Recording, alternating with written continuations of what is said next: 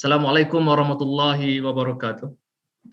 Saya harapkan semua dapat dengar dengan baik. Jadi, selamat petang semua. Saya mengucapkan ribuan terima kasih dan saya kepada anak-anak lepasan SPM, kepada ibu bapa, kepada guru-guru, kepada semua netizen yang meluangkan masa sebenarnya untuk mengikuti sesi bual bicara kita petang ini yang bertajuk mana satu pilihan untuk pelajar-pelajar pasca SPM, belajar ke, bekerja ke, atau nak ke mana.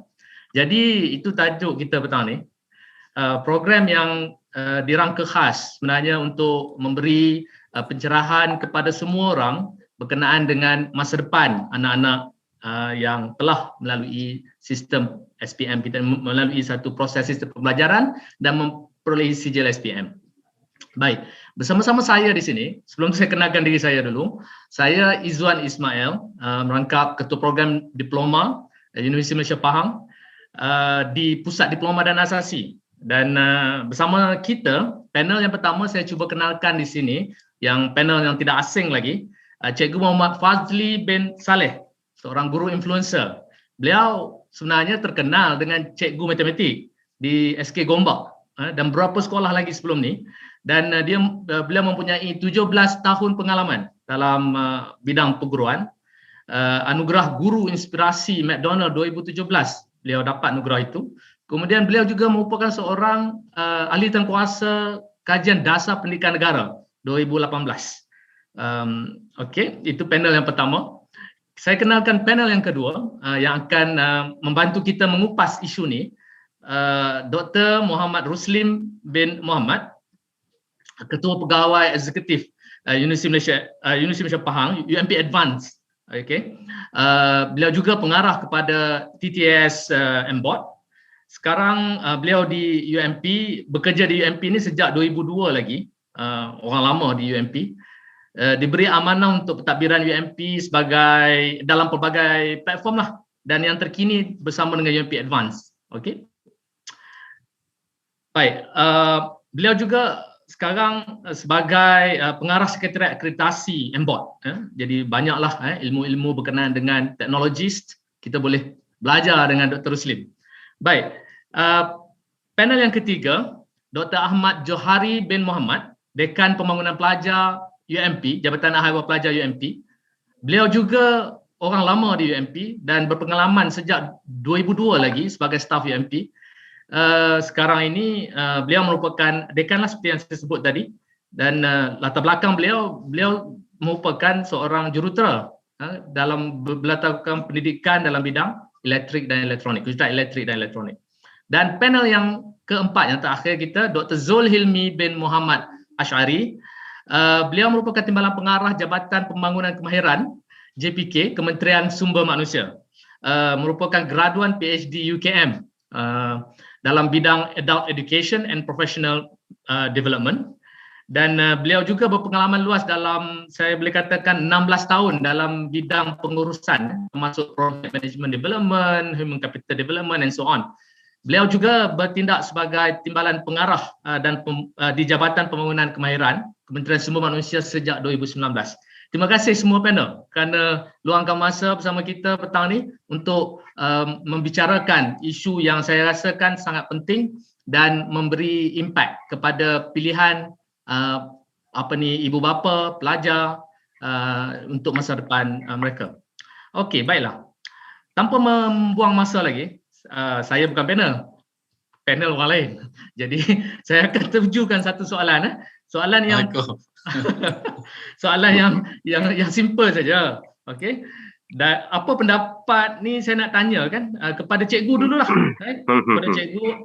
Baik. Apa pendapat cikgu dari sudut yang kita katakan dilema ibu bapa dalam krisis pandemik COVID-19 sekarang? Okey, itu soalannya. Okey, adakah pelajar perlu mempertimbangkan sama ada untuk sambung belajar atau sebaliknya tangguhlah dulu sehingga pandemik ini selesai? Okey, itu dilema ni. Jadi saya silakan cikgu, silakan. Baik. Bismillahirrahmanirrahim. Assalamualaikum warahmatullahi taala wabarakatuh. Terima kasih tuan moderator kita pada hari ini, Dr. Izwan Ismail, rakan-rakan panel yang lain, dan kepada seluruh yang sedang menonton live kami pada tengah hari ini. Jadi kepada kawan-kawan yang sedang menonton, jemput share dulu di mana-mana platform, mungkin di FB ke, Twitter ke, di Telegram ke, grup WhatsApp ke. Sebab perkongsian petang ini, perkongsian ilmiah secara santai yang memungkinkan memberi manfaat kepada orang lain. Mungkin ada jiran kita, sepupu kita, saudara mara kita yang anak dia mungkin baru di form 4 tapi dia dah boleh menentukan hala tuju bila nak masuk universiti nanti. Mungkin ada yang sedang ambil form 5 tahun ini, mereka juga sedang mencari-cari hala tuju untuk sambung pelajaran juga nanti. Dan yang paling sasaran utama kami lah, sasaran utama kami petang ini adalah pelajar-pelajar lepasan SPM yang mana sekarang ini sedang ditemuduga untuk masuk ke universiti, yang telah pun dapat tawaran, yang sedang mempertimbangkan pilihan-pilihan yang ada. Jadi petang ini satu platform yang sangat-sangat sesuai untuk kalian join, dapat ilmu dan terus boleh aplikasi, boleh bincang, dah dapat tahu hala tuju ya. Baik, tentang pertanyaan Dr. Izwan tentang dilema musim COVID-19. Seperti mana kita tahu, kita telah kehilangan setahun. Lebih setahun, ada orang panggil lost generation, generasi yang hilang. Sebabnya hilang tu di mana? Hilangnya kita tidak wujud secara biasa. Maknanya hilang. Tak ada lagi murid-murid di sekolahnya, murid-murid IPTA, IPTS, mahasiswa-mahasiswinya kosong universiti, masing-masing belajar di rumah. Ini antara dilema besar. Ibu bapa ada juga bertanya, cikgu, ini tentang sekolah lah. Saya tak ada berkaitan dengan universiti. Tapi di sekolah pun ada orang bertanya juga. Cikgu, apa kata kalau kita pakat syorkan batch ni kita tangguhkan? Itu pada tahun lepas lagi. Batch ni setahun ditangguhkan. Tahun 1 di tahun 2020. Dibawa balik pada 2021 jadi tahun 1 balik. Saya kata habis tu macam mana yang bawah-bawah ni dia akan terikut tahun-tahun seterusnya. Tak apalah lewat setahun pun cikgu kini. Tapi cuba lihat pada tahun 2021, peristiwa sama masih berlaku, takkan kita nak hold lagi batch itu? Itu persoalannya. Takkan kita nak hold lagi? Nanti masuk tahun 1 2022 umur 9 tahun. Kalau 2022 masalah COVID masih belum dapat diselesaikan, takkan tahun 1 akan masuk umur 10 tahun? Takkan umur 21 tahun baru nak masuk universiti? Contoh. Jadi ini berkait rapat. Kalau kita boleh faham konsep yang asas itu, bila ditanya dilema, patutkah anak aku belajar tahun ini secara mayanya? Adakah dia dapat belajar dengan baik? Ataupun kalau tiba-tiba dibuka semula, adakah risiko jangkitan tu tinggi? Jadi ada dilema ibu bapa, mungkin kata tahun ni tak payah minta lah lagi, dapat pun kita tak payah ambil lagi lah, tunggu tahun depan ke, mungkin ada dilema itu. Jadi kalau tanya saya secara peribadinya, saya sangat-sangat setuju untuk meneruskan terus pembelajaran. Kerana apa? Kerana kita tak boleh jangka sejauh mana wabak ini akan berkekalan di dalam negara kita khususnya dan seluruh dunia umumnya. Kita boleh tahu. Dan yang keduanya, pendidikan secara maya, secara digital, secara online, ini adalah pendidikan yang diperlukan masa sekarang dan masa depan. KPM dah lama dah ada silibus tu tau. Dah ada silibus untuk belajar secara online. Daripada sekolah rendah lagi dah ada silibus tu. Murid-murid dah diperkenalkan dengan adanya subjek TMK-nya. Murid masuk makmal komputer, ada assignment dia-nya. Masuk ULE Frog-nya, pelajar sepatutnya akses pembelajaran di rumah melalui portal WLE Frog sebelum ni. Kemudian kita masuk pada Google Classroom pula. Namun step by step, langkah demi langkah, setiap yang dirancang itu tidak berjalan dengan lancar. Kerana apa? Kerana tiada keterpaksaan untuk belajar secara itu. Terutama di pendidikan rendah lagi, sekolah rendah, sekolah menengah sebelum masuk ke universiti. Kemudiannya, bila datangnya wabak COVID ini, dia mewujudkan satu keterpaksaan itu. Nak tak nak kau kena belajar secara online. Nak tak nak kena belajar guna Google Classroom, kena belajar guna Zoom, kena belajar guna Webex dan sebagainya. Platform-platform yang sebelum ini asing pada kita, platform-platform yang sebelum ini kita tak pernah nak akses, tak tahu cara nak join, macam mana belajarnya, sebelum ini tak pernah walaupun dah ada. Walaupun kita cuba nak tarik pelajar, murid daripada sekolah rendah, sekolah menengah dan peringkat lebih tinggi untuk belajar secara mayanya, kurang berjaya sebelum ini. Namun sebab COVID-nya, keterpaksaan itu menyebabkan kita belajar dan seterusnya kita perlahan-lahan mengadaptasi dalam kehidupan seharian kita. Jadi bila tanya saya, perlu tak dilema? perlu tak ditangguhkan? Perlu tak kita lambatkan? Okey, tahun depan kot kita mulakan. Nanti anak aku tak dapat belajar dengan baik. Kalau saya, secara peribadi, saya rasa tak perlu dan kita kena sesuaikan diri dengan keadaan semasa. Terima norma baru selepas wabak datang ni, pandemik datang ni. Wabak ini membawa kepada norma baru yang di mana pembelajaran secara online itu dah jadi satu kemestian dah. Sesuatu yang perlu kita mahirkan.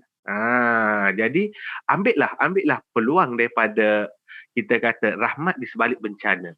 Pandemik ni boleh kata bencana lah untuk seluruh rakyat, seluruh dunia, untuk seluruh dunia sebenarnya.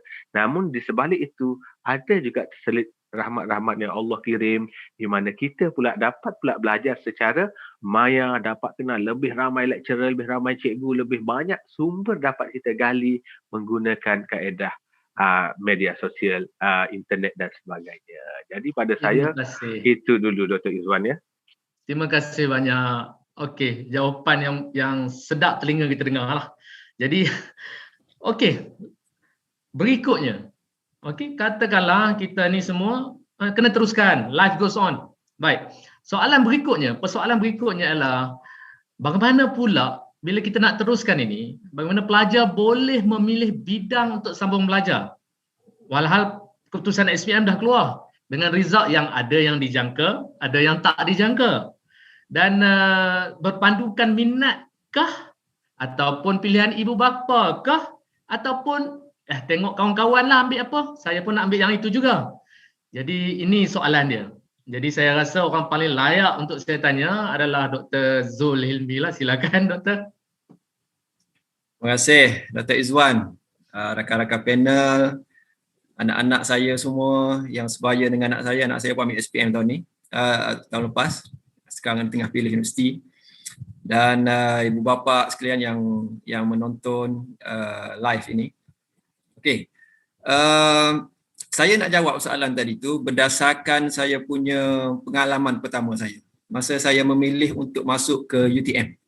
Okey. Sejak dari kecil, daripada bangku sekolah rendah, sekolah menengah, cita-cita saya nak jadi doktor. Doktor by profession. Bukan doktor yang macam hari ni, doktor falsafah, doktor by profession. Yang rawat orang sakit tu lah. Okay. So, itu menyebabkan subjek-subjek yang saya ambil dekat sekolah, saya skor biologi dan sebagainya. Sebab saya minat. Dan saya punya expectation masa tu saya akan jadi seorang doktor lah. Okay. Tetapi selepas SPM, result SPM keluar, untuk pilih universiti mana, bidang mana, saya tengok kawan-kawan saya ramai pergi ambil bidang elektrik di UTM Skudai pada masa tu. Jadi pada masa tersebut, saya punya decision tak berapa firm lah. So saya tengok, ramai kawan ni pergi UTM. Jadi saya pun ikutlah sama pergi UTM. So ambil lah bidang electrical engineering. Okay. Bila start belajar, oleh kerana bidang ni rasa macam bidang yang baru kita jumpa, baru kita ambil tahu, dia rasa macam tak seronok. Dia rasa macam tak minat nak ambil tahu. Dia rasa macam tak happy. Okay. Itu menyebabkan saya punya result pada first semester memang down, memang teruk. Okay. So, tapi dah pilih, tak boleh nak berhenti, nak tukar pun rasa macam dah membazir, so saya teruskan. Saya teruskan sehingga akhirnya alhamdulillah dengan usaha bantuan kawan-kawan semua, bantuan pensyarah dan sebagainya, alhamdulillah dapatlah grade. Grade tu pun grade kira macam biasa-biasalah, tak adalah cemerlang sangat. Dapatlah grade kelas kedua rendah. Okeylah grade. Dan dapat kerja. Dapat kerja pula, first kerja dekat kilang elektronik sebagai instrument engineer. Okay. Buat kerja instrument engineer ni memang saya tak pernah bayangkan, dan sama macam tadi juga, saya tak rasa feel dia tak ada. Feel nak buat kerja tu tak ada. Tak kena dengan minat. Okay. That's why bila JPA hantar offer untuk masuk kerja government, saya rasa ni peluang nak tukar kerja. So saya ambil, then start situlah saya mula kerja dengan government sebagai Jawatannya pegawai latihan vocational. Ya, pegawai latihan vocational. Pada masa tersebut gaji dia beza RM600. Saya kerja dekat Kota Baru, di Kilang Romoako, RM2,030. Masuk government RM1,469 berapa sen tak ingat. Okay, beza dalam 600 lah. So tak apalah. Itu dia punya dah jadi sejarah. Okey. Saya nak kaitkan dengan macam mana kita nak buat pemilihan. Macam mana kita, apa faktor-faktor yang menunjukkan kita boleh membuat pemilihan yang tepat supaya pemilihan kita tu kena dengan apa yang kita nak. Okey. Seperti biasa, semua orang akan mengalami perkara ni. Dia confuse, dia ada satu stage bila dia akan confuse untuk membuat pilihan. Tapi decision tu kena buat juga. Sama macam sekarang ni, ada anak kita nak masuk universiti, nak buat pilihan, tak tahu nak pilih yang mana. Okay? So itu benda yang normal. So macam mana kita nak pilih? Okay. Kalau mengikut kajian, kalau mengikut scholar-scholar yang kita baca, ramai yang katakan bahawa minat menjadi satu benda yang paling penting untuk kita consider dalam memilih kos, memilih bidang, memilih kerja dan sebagainya. Minat adalah benda yang utama. Tetapi bila kita lihat minat ini secara bersendirian, dia sebenarnya perlu disupport oleh faktor-faktor lain. Ya? Dia perlu disupport oleh motivation, dia perlu disupport oleh pengetahuan, pandangan keluarga dan sebagainya. Dia tak boleh stand alone, dia tak boleh berdiri dengan sendiri. Jadi benda ni perlu diblendkan, perlu digabungkan bersekali untuk kita decide sesuatu keputusan kita. Okey, macam mana cara dia? Saya bagi contoh. Saya bagi contoh, mula-mula kita kena aim. Kita mesti aim 3 tahun hingga 5 tahun sekarang ni, daripada sekarang, apa kita akan jadi? Semua anak-anak sekarang ni, kalau nak pilih 5 tahun lagi, imagine. Nak jadi apa? Nak bekerja sendiri ke? Nak bekerja makan gaji ke? Ataupun family ada bisnes, adakah meneruskan bisnes family ke? Dan sebagainya. Okey? Aim kena ada. Yang kedua, baru tengok minat bidang apa. Okay? Katakan family buat bisnes perniagaan. So kebetulan minat accounting. So mungkin boleh consider accounting sebagai salah satu pilihan untuk meneruskan pembelajaran. Dan benda tu akan bawa kepada aim kita tadilah. So tu yang kedua, kita kena tahu minat kita nak pilih apa. So minat ni sebenarnya dia tak stable, tapi pada umur, mengikut teorinya, pada umur 17 tahun hingga 21 tahun minat tu akan stable. Kalau minat sebelum tu dia tak akan stable, dia boleh berubah sebab dia akan berubah dengan knowledge yang seorang tu dapat dan sebagainya lah. Okey. Kemudian lepas kita dah tentukan minat kita dan dapatkan pandangan daripada bapa, kalau kita minat nak jadi accountant, then tanya pendapat ibu bapa kita, ataupun kita boleh berbual-bual dengan practitioner ataupun siapa yang jadi accountant. Kita tanya dia kerja macam mana, gaji macam mana. So keadaan environment kerja tu pun kita kena tahu. Kenapa kita nak bantu keputusan kita tadilah. At least knowledge tu dapat support kita punya minat. Okay? Dan selain lepas tu kita boleh tengoklah YouTube, baca buku dan sebagainya lah. Dan kemudian kena tengok juga kebolehan kita. Kadang-kadang minat tak boleh jadi juga kalau kita tak boleh. Macam saya nak jadi ahli gusti tapi badan kecil. Jadi tak boleh. Kena tengok juga kebolehan kita macam mana, boleh tak boleh. Dan seterusnya kita kena tengok personality kita. Kalau ikut scholar, kalau ikut orang yang buat kajian ni, kita dilahirkan ni ada 6 personality. Dipanggil RISEC, ada realistic, ada social dan sebagainya. So cikgu-cikgu counselling boleh tolong ni.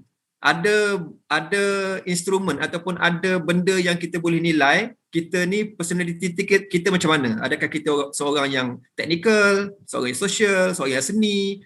So sini guru counselling boleh tolonglah, banyak instrumen boleh tolong.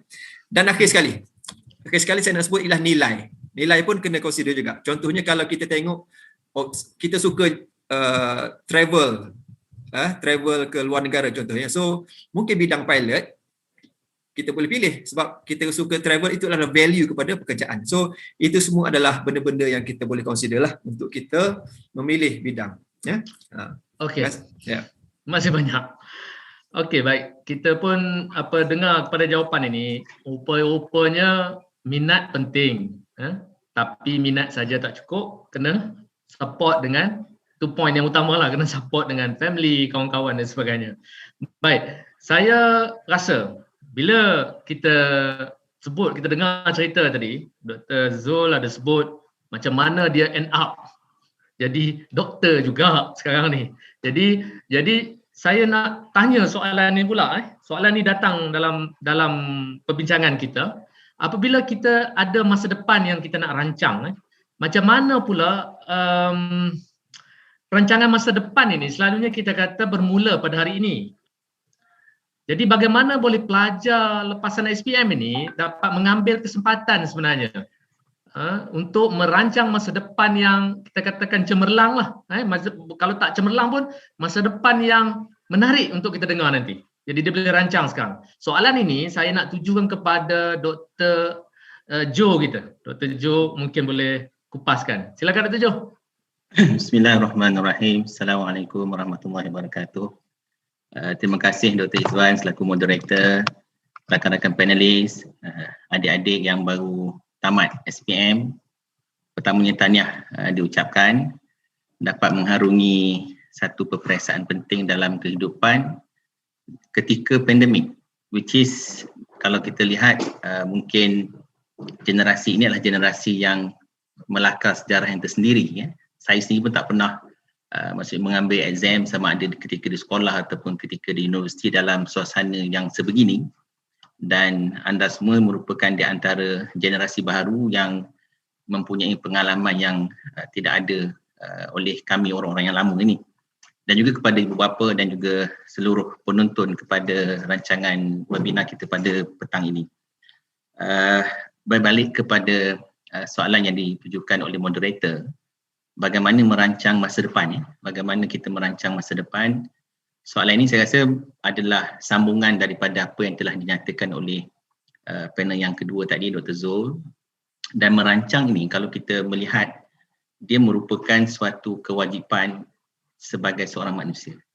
Itu basis lah. Maksud basis ni adalah bila mana kita hidup, sebenarnya kalau mengikut kalau dalam ilmu Islamnya, ketika mumayyiz, mumayyiz ni adalah ketika umur maksudnya bayi itu ataupun kanak-kanak itu telah mampu untuk mengetahui yang mana baik ataupun yang mana buruk. Sebenarnya pada ketika itu telah berlakunya decision making.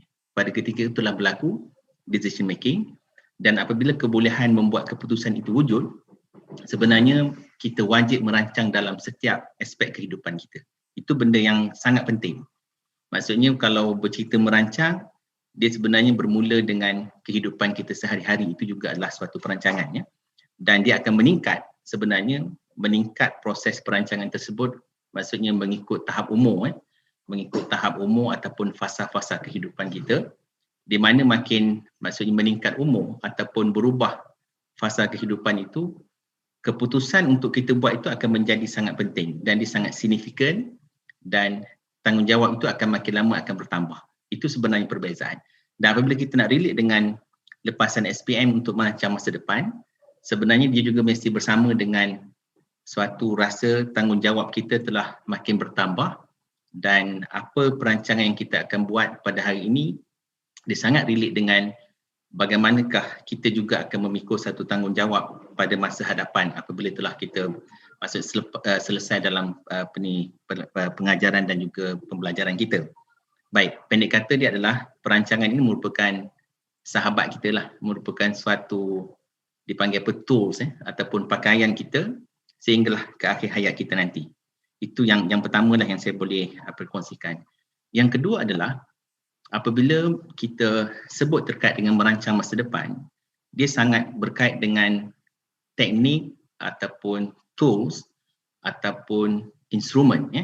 Sebab tu kalau maksudnya dalam dunia pekerjaan, sebenarnya mereka yang berada di level management, sebab tu kita guna dalam industri itu adalah ada satu tahap kerja itu adalah mereka berada pada tahap pengurusan. Sebenarnya gajinya akan besar, tanggungjawabnya besar, posnya besar. Kerana apa? Dia sangat berkait dengan bagaimana mereka boleh menggunakan teknik yang tepat untuk merancang sesuatu yang besar ataupun merancang sesuatu yang memberi kesan yang besar. Jadi dalam konteks kita sebagai seorang pelajar pun sama. Sebenarnya kita perlu kepada suatu tools ataupun suatu alat untuk kita melakar masa depan kita. Dan di antara benda yang boleh kita maksudnya ada adalah kena membiasa untuk menulis, ya, untuk biasa menulis. Walaupun kita bincang perancangan masa depan, tetapi kita juga kena sentiasa menulis apakah kekuatan yang kita ada, apakah kelemahan kita ada, dan bagaimana sebenarnya situasi masa depan yang perlu kita letakkan diri kita ataupun positionkan diri kita. Baik, ada dua faktor yang mungkin, ada tiga faktor sebenarnya, tapi yang pertama itu adalah Dr. Zul telah sentuh tadi, adalah dalam merancang masa depan sangat penting untuk kita menentukan bagaimanakah faktor dalaman itu sendiri ataupun personality kita sendiri. Maksudnya nak merancang masa depan ni kita kena kenal apakah strength kita, ya? Apakah kelemahan kita. Kalau nak relate dengan yang terdekat ini adalah keputusan untuk memilih kursus ataupun universiti, ya, untuk kita belajar. Jadi kat sana sebenarnya kekuatan kita di mana? Semua adik-adik kena tulis. Maksudnya kena tulis, tengok result masing-masing, kena tulis. Kalau macam Dr. Zul tadi tu, dia minat dalam bidang perubatan, so dia memang strong dalam biologi tetapi finally pergi kepada engineering. Cuma kita kena tulis, sebenarnya tulis itu satu benda yang perlu untuk dibuat dalam perancangan. Maksud kita menulis apakah kekuatan kita ada dan bagaimana untuk kita align dengan maksudnya perancangan kita untuk memilih kursus dan sebagainya. Faktor dalaman ni hanya kita saja yang tahu. Maksudnya kemampuan kita, minat kita, kelemahan kita, hanya kita yang tahu. Sebab tu bila kita nak blend dengan maksudnya pengaruh rakan-rakan, bila mana kita nak blend dengan maksudnya pendapat ataupun kehendak ibu bapa, sebenarnya yang sangat dominan adalah diri kita sendiri. Itu benda yang utama. Yang kedua, dia adalah faktor luaran. Faktor luaran ini banyak, ya. Maksudnya dalam merancang, dalam waktu yang terdekat ini untuk keputusan memilih tempat belajar itu bagi saya adalah walaupun kita tahu strength kita, kita juga nak kena tengok sebenarnya kos apa yang kita nak ambil dan sejauh mana risiko untuk kita dapat ataupun tidak dapat sesuatu kursus yang kita nak ambil. Dalam perancangan, walaupun kita membuat keputusan, contohnya lah macam Dr. Zul tadi tu, dia membuat keputusan adalah untuk pergi kepada bidang kejuruteraan. Dia ada kekuatan, resultnya mencukupi, peluang dan sebagainya. Itu adalah dipanggil decision, the prime decision. Akan tetapi dalam perancangan, kita kena ada backup plan. Itu adalah suatu yang sentiasa ada dalam kehidupan kita. Maksudnya backup plan itu adalah apa? Kalau ditakdirkan Allah kita tak dapat, so what's next? What's next itu adalah adakah kita bersedia untuk mengubah kursus ataupun bidang lain yang lain, ataupun kita mungkin bersedia untuk tunggu second intake, ataupun kita bersedia untuk pergi kepada universiti swasta dan sebagainya. Apa yang juga saya nak kongsi adalah yang ketiga dalam merancang masa depannya adalah faktor yang paling penting mulai daripada hari ini kena banyak membaca dan kena juga mengenal pasti apakah corak masa depan itu. Itu adalah penentu kepada kecemerlangan. Kita kena buat bayangan 10 tahun, 20 tahun, 100 tahun agak-agak bagaimana suasana dunia pada ketika itu. Boleh je bayang, tak salah, maksud boleh bayang bagaimana budaya kerja, maksudnya bagaimana budaya kerja. Kalau 50 tahun tu jauh, mungkin kita boleh bayangkan pada tahun 2025 bagaimana agak-agak industri memilih pekerja pada ketika itu. Jadi kita nak kena tengok. Dan bagi saya this is the time yang mana kerja kerajaan itu tidak lagi dalam list lah. Sebab apa, pada masa-masa akan mendatang kerja maksudnya di sektor awam itu sebenarnya sangat slim dan itu bukan pilihan yang baik. Baik. Yang seterusnya adalah bagaimana cara hidup orang masa hadapan. Itu juga benda yang saya rasa adik-adik dah start boleh maksudnya membaca, boleh mencari. Saya nak bagi contoh. Kalau pada hari ini di tangan kita sebenarnya semua orang boleh ada maksudnya handphone lah. Maksudnya saya bagi contoh. Maksud semua orang boleh ada handphone pada hari ini. Maksudnya anak-anak kecil juga pandai menggunakan pakai handphone ataupun semua orang dah ada laptop, ada komputer peribadi. Kalau kita cuba undur ke belakang, kita nak bincang ke depan. Tetapi kalau kita undur ke belakang, kalau kita tengok, electronics revolution, saya boleh guna istilah itu, dia bermula dalam 50s ataupun 60s. Maksudnya dia bermula ni bukannya 200 tahun yang lepas, tidak. Electronic revolution ini, dia bermula dalam 50s macam tu, bila mana saintis mula jumpa integrated circuit. Maksud dia design IC yang kecil-kecil tu. Pada ketika itu ada juga BJT kan. Maksudnya BJT yang junction transistor, maksudnya bipolar junction transistor, ada silicon wafer. Dia start pada 60s ya, 50s. Kemudian kalau kita tengok sekarang kita 2021. Katakanlah dia bermula 1950-an, baru 70 tahun. Maksudnya walaupun pada ketika itu struggle, tetapi dalam 70 tahun boleh katakan semua orang berada ataupun menggunakan teknologi komputer. Saya punya poin adalah begini. Poin saya adalah begitulah masa depan akan berubah. Itu bendanya. Maksudnya kita boleh sebenarnya bagi anak-anak muda pada hari ini, dia boleh membayangkan 50 tahun akan datang, suasana itu akan berubah. Maksudnya kalau kita tengok mungkin bukan lagi kita pakai komputer yang sebegini, kita mungkin ada satu teknologi ataupun revolution yang lebih hebat daripada ini. Akan tetapi kalau kita tengok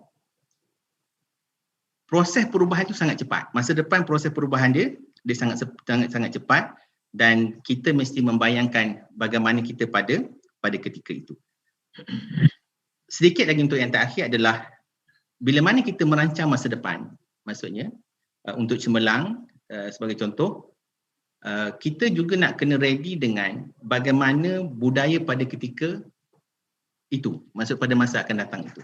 Saya nak bagi contoh sikit lagi adalah terkait dengan kalau dulu, maksudnya siapa yang dapat masuk universiti itu menjadi bualan orang kampung.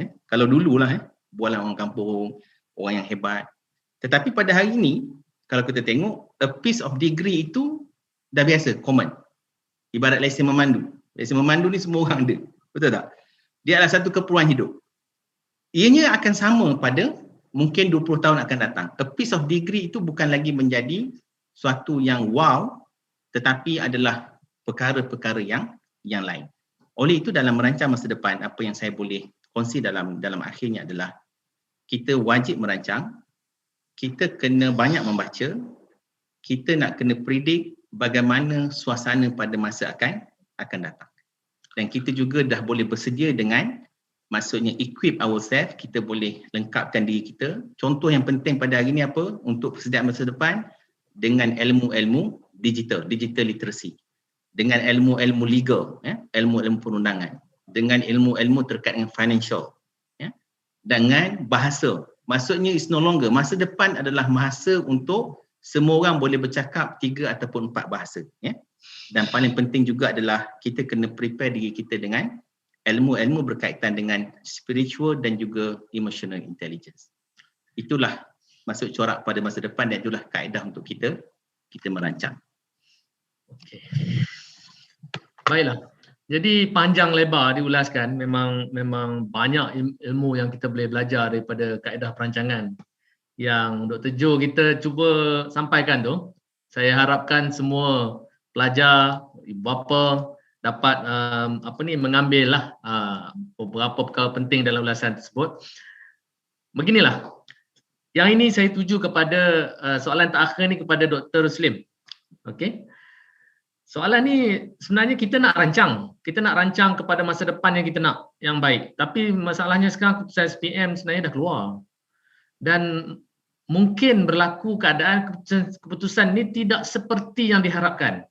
Dan apakah peluang belajar, apakah peluang belajar yang kita kirakan berdasar keputusan yang diterima lah. Okey, yang tu kita nak Dr. Ruslim cuba ulaskan kalau boleh dapatkan padatkan dia punya isi dia tu. Silakan Dr. Ruslim. Okay, bismillahirrahmanirrahim. Rabbi israh li sadri wa yassir li amri wa hlul 'uqdatam min lisani yafqahu qawli. Terima kasih Dr. Izwan dan rakan-rakan panel kita. Saya dari segi personal lah, rasa sangat bersyukurlah hari ini kita dapat bersama untuk bincanglah perkara yang sangat-sangat crucial sebenarnya. Sebab saya sendiri mengalami lah, okay? Saya rasa Dr. Zul anak ada SPM, saya pun anak umur 3 tapi alhamdulillah dia tak ambil SPM, dia berada di telah membuat pilihan yang lebih awal, okay? Melalui PT3, kemudian memilih untuk laluan kerjaya di College Vocational dan sebagainya. Okay? Saya rasa untuk mak ayah pun membuat pilihan ni bukan satu senang. Benda yang simple lah. Okay? Satu yang sangat-sangat sukar. Sebab apa? Kalau kita dulu UPSR, kita kata okey, ini akan menentukan anak kita punya masa depan. Okay? Sebenarnya itu belum lagi. Tapi sebahagiannya dah ada. Okay? Bila masuk PT3, walaupun tahun ni tak ada semua sekali, itu another stage. Okay? Tapi yang ketiga adalah SPM. SPM ni orang kata satu stage yang sangat-sangat memberi impak. Okay? Jadi that's why kadang-kadang mak ayah pun memang dalam dilema. Okay? Jadi saya rasa perbincangan kita ni sangat relevan. Okay? Sebab apa? Untuk kita bantulah rakan-rakan kita kat sana yang ada anak dan juga anak-anak sendiri yang nak membuat pilihan. Alright. Sekarang ni Dr. Aizwan kata result tak dapat seperti yang mana yang diinginkan. Okay? Ya. Jadi pening. Sebenarnya kita kata pening lah nanti nak pilih semua sekali sebab kita mengharap gunung tapi tidak ni. Tapi sebenarnya it goes both ways sebenarnya.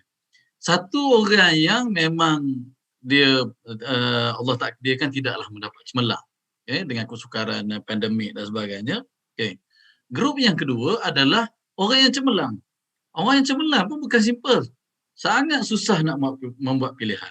Okay? Jadi that's why stage ni adalah stage yang sangat penting. Kalau kita tengok tadi Dr. Zul pun share nak pilih sama ada minat ataupun macam mana. Dr. Jo pun share macam mana nak melihat masa depan dan sebagainya. Dan cikgu pun melihat dari segi apa keperluan untuk kita sama ada meneruskan pengajian ataupun bekerja dan sebagainya. Alright. Untuk anak-anak, walaupun regardless of results, okay, kita nak kena faham sistem pemilihan pengajian tahun ni. Okay. Sebab tahun ni sangat berbeza dengan tahun lepas. Jadi kita jangan assume tahun lepas sama. Sebenarnya tak. Tahun ni dia ada format baru. Okay. Kalau tahun lepas, single offer sahaja. Maknanya kalau dapat ni sebenarnya dia dah synchronize dengan jabatan-jabatan lain dan sebagainya lah. Tahun ni formatnya adalah UPU online hanya untuk penawaran program di bawah kawalan Jabatan Pendidikan Tinggi sahaja. Okay, maknanya di bawah KPT lah. Okay. Bagi penawaran yang lain-lain macam contoh MARA, okay, matrikulasi dan sebagainya, itu adalah di bawah sistem yang masing-masing. Jadi that's why mak ayah dengan adik-adik yang baru dapat result SPM ni nak kena alert semua sekali, nak kena mohon. Jangan assume saya dah mohon UPU selesailah. Sebenarnya tak. Maknanya kena tengok juga UPU online dan kena tengok juga dekat web-web yang lain lah. Okay. Sebab matrikulasi kena mohon di bawah bahagian sekolah dan sebagainya. MARA dia ada sistem dia sendiri. JPA pun ada sistem sendiri. IPG ada sistem sendiri. Jadi semua kena alert permohonan. Alright. Apa kebaikan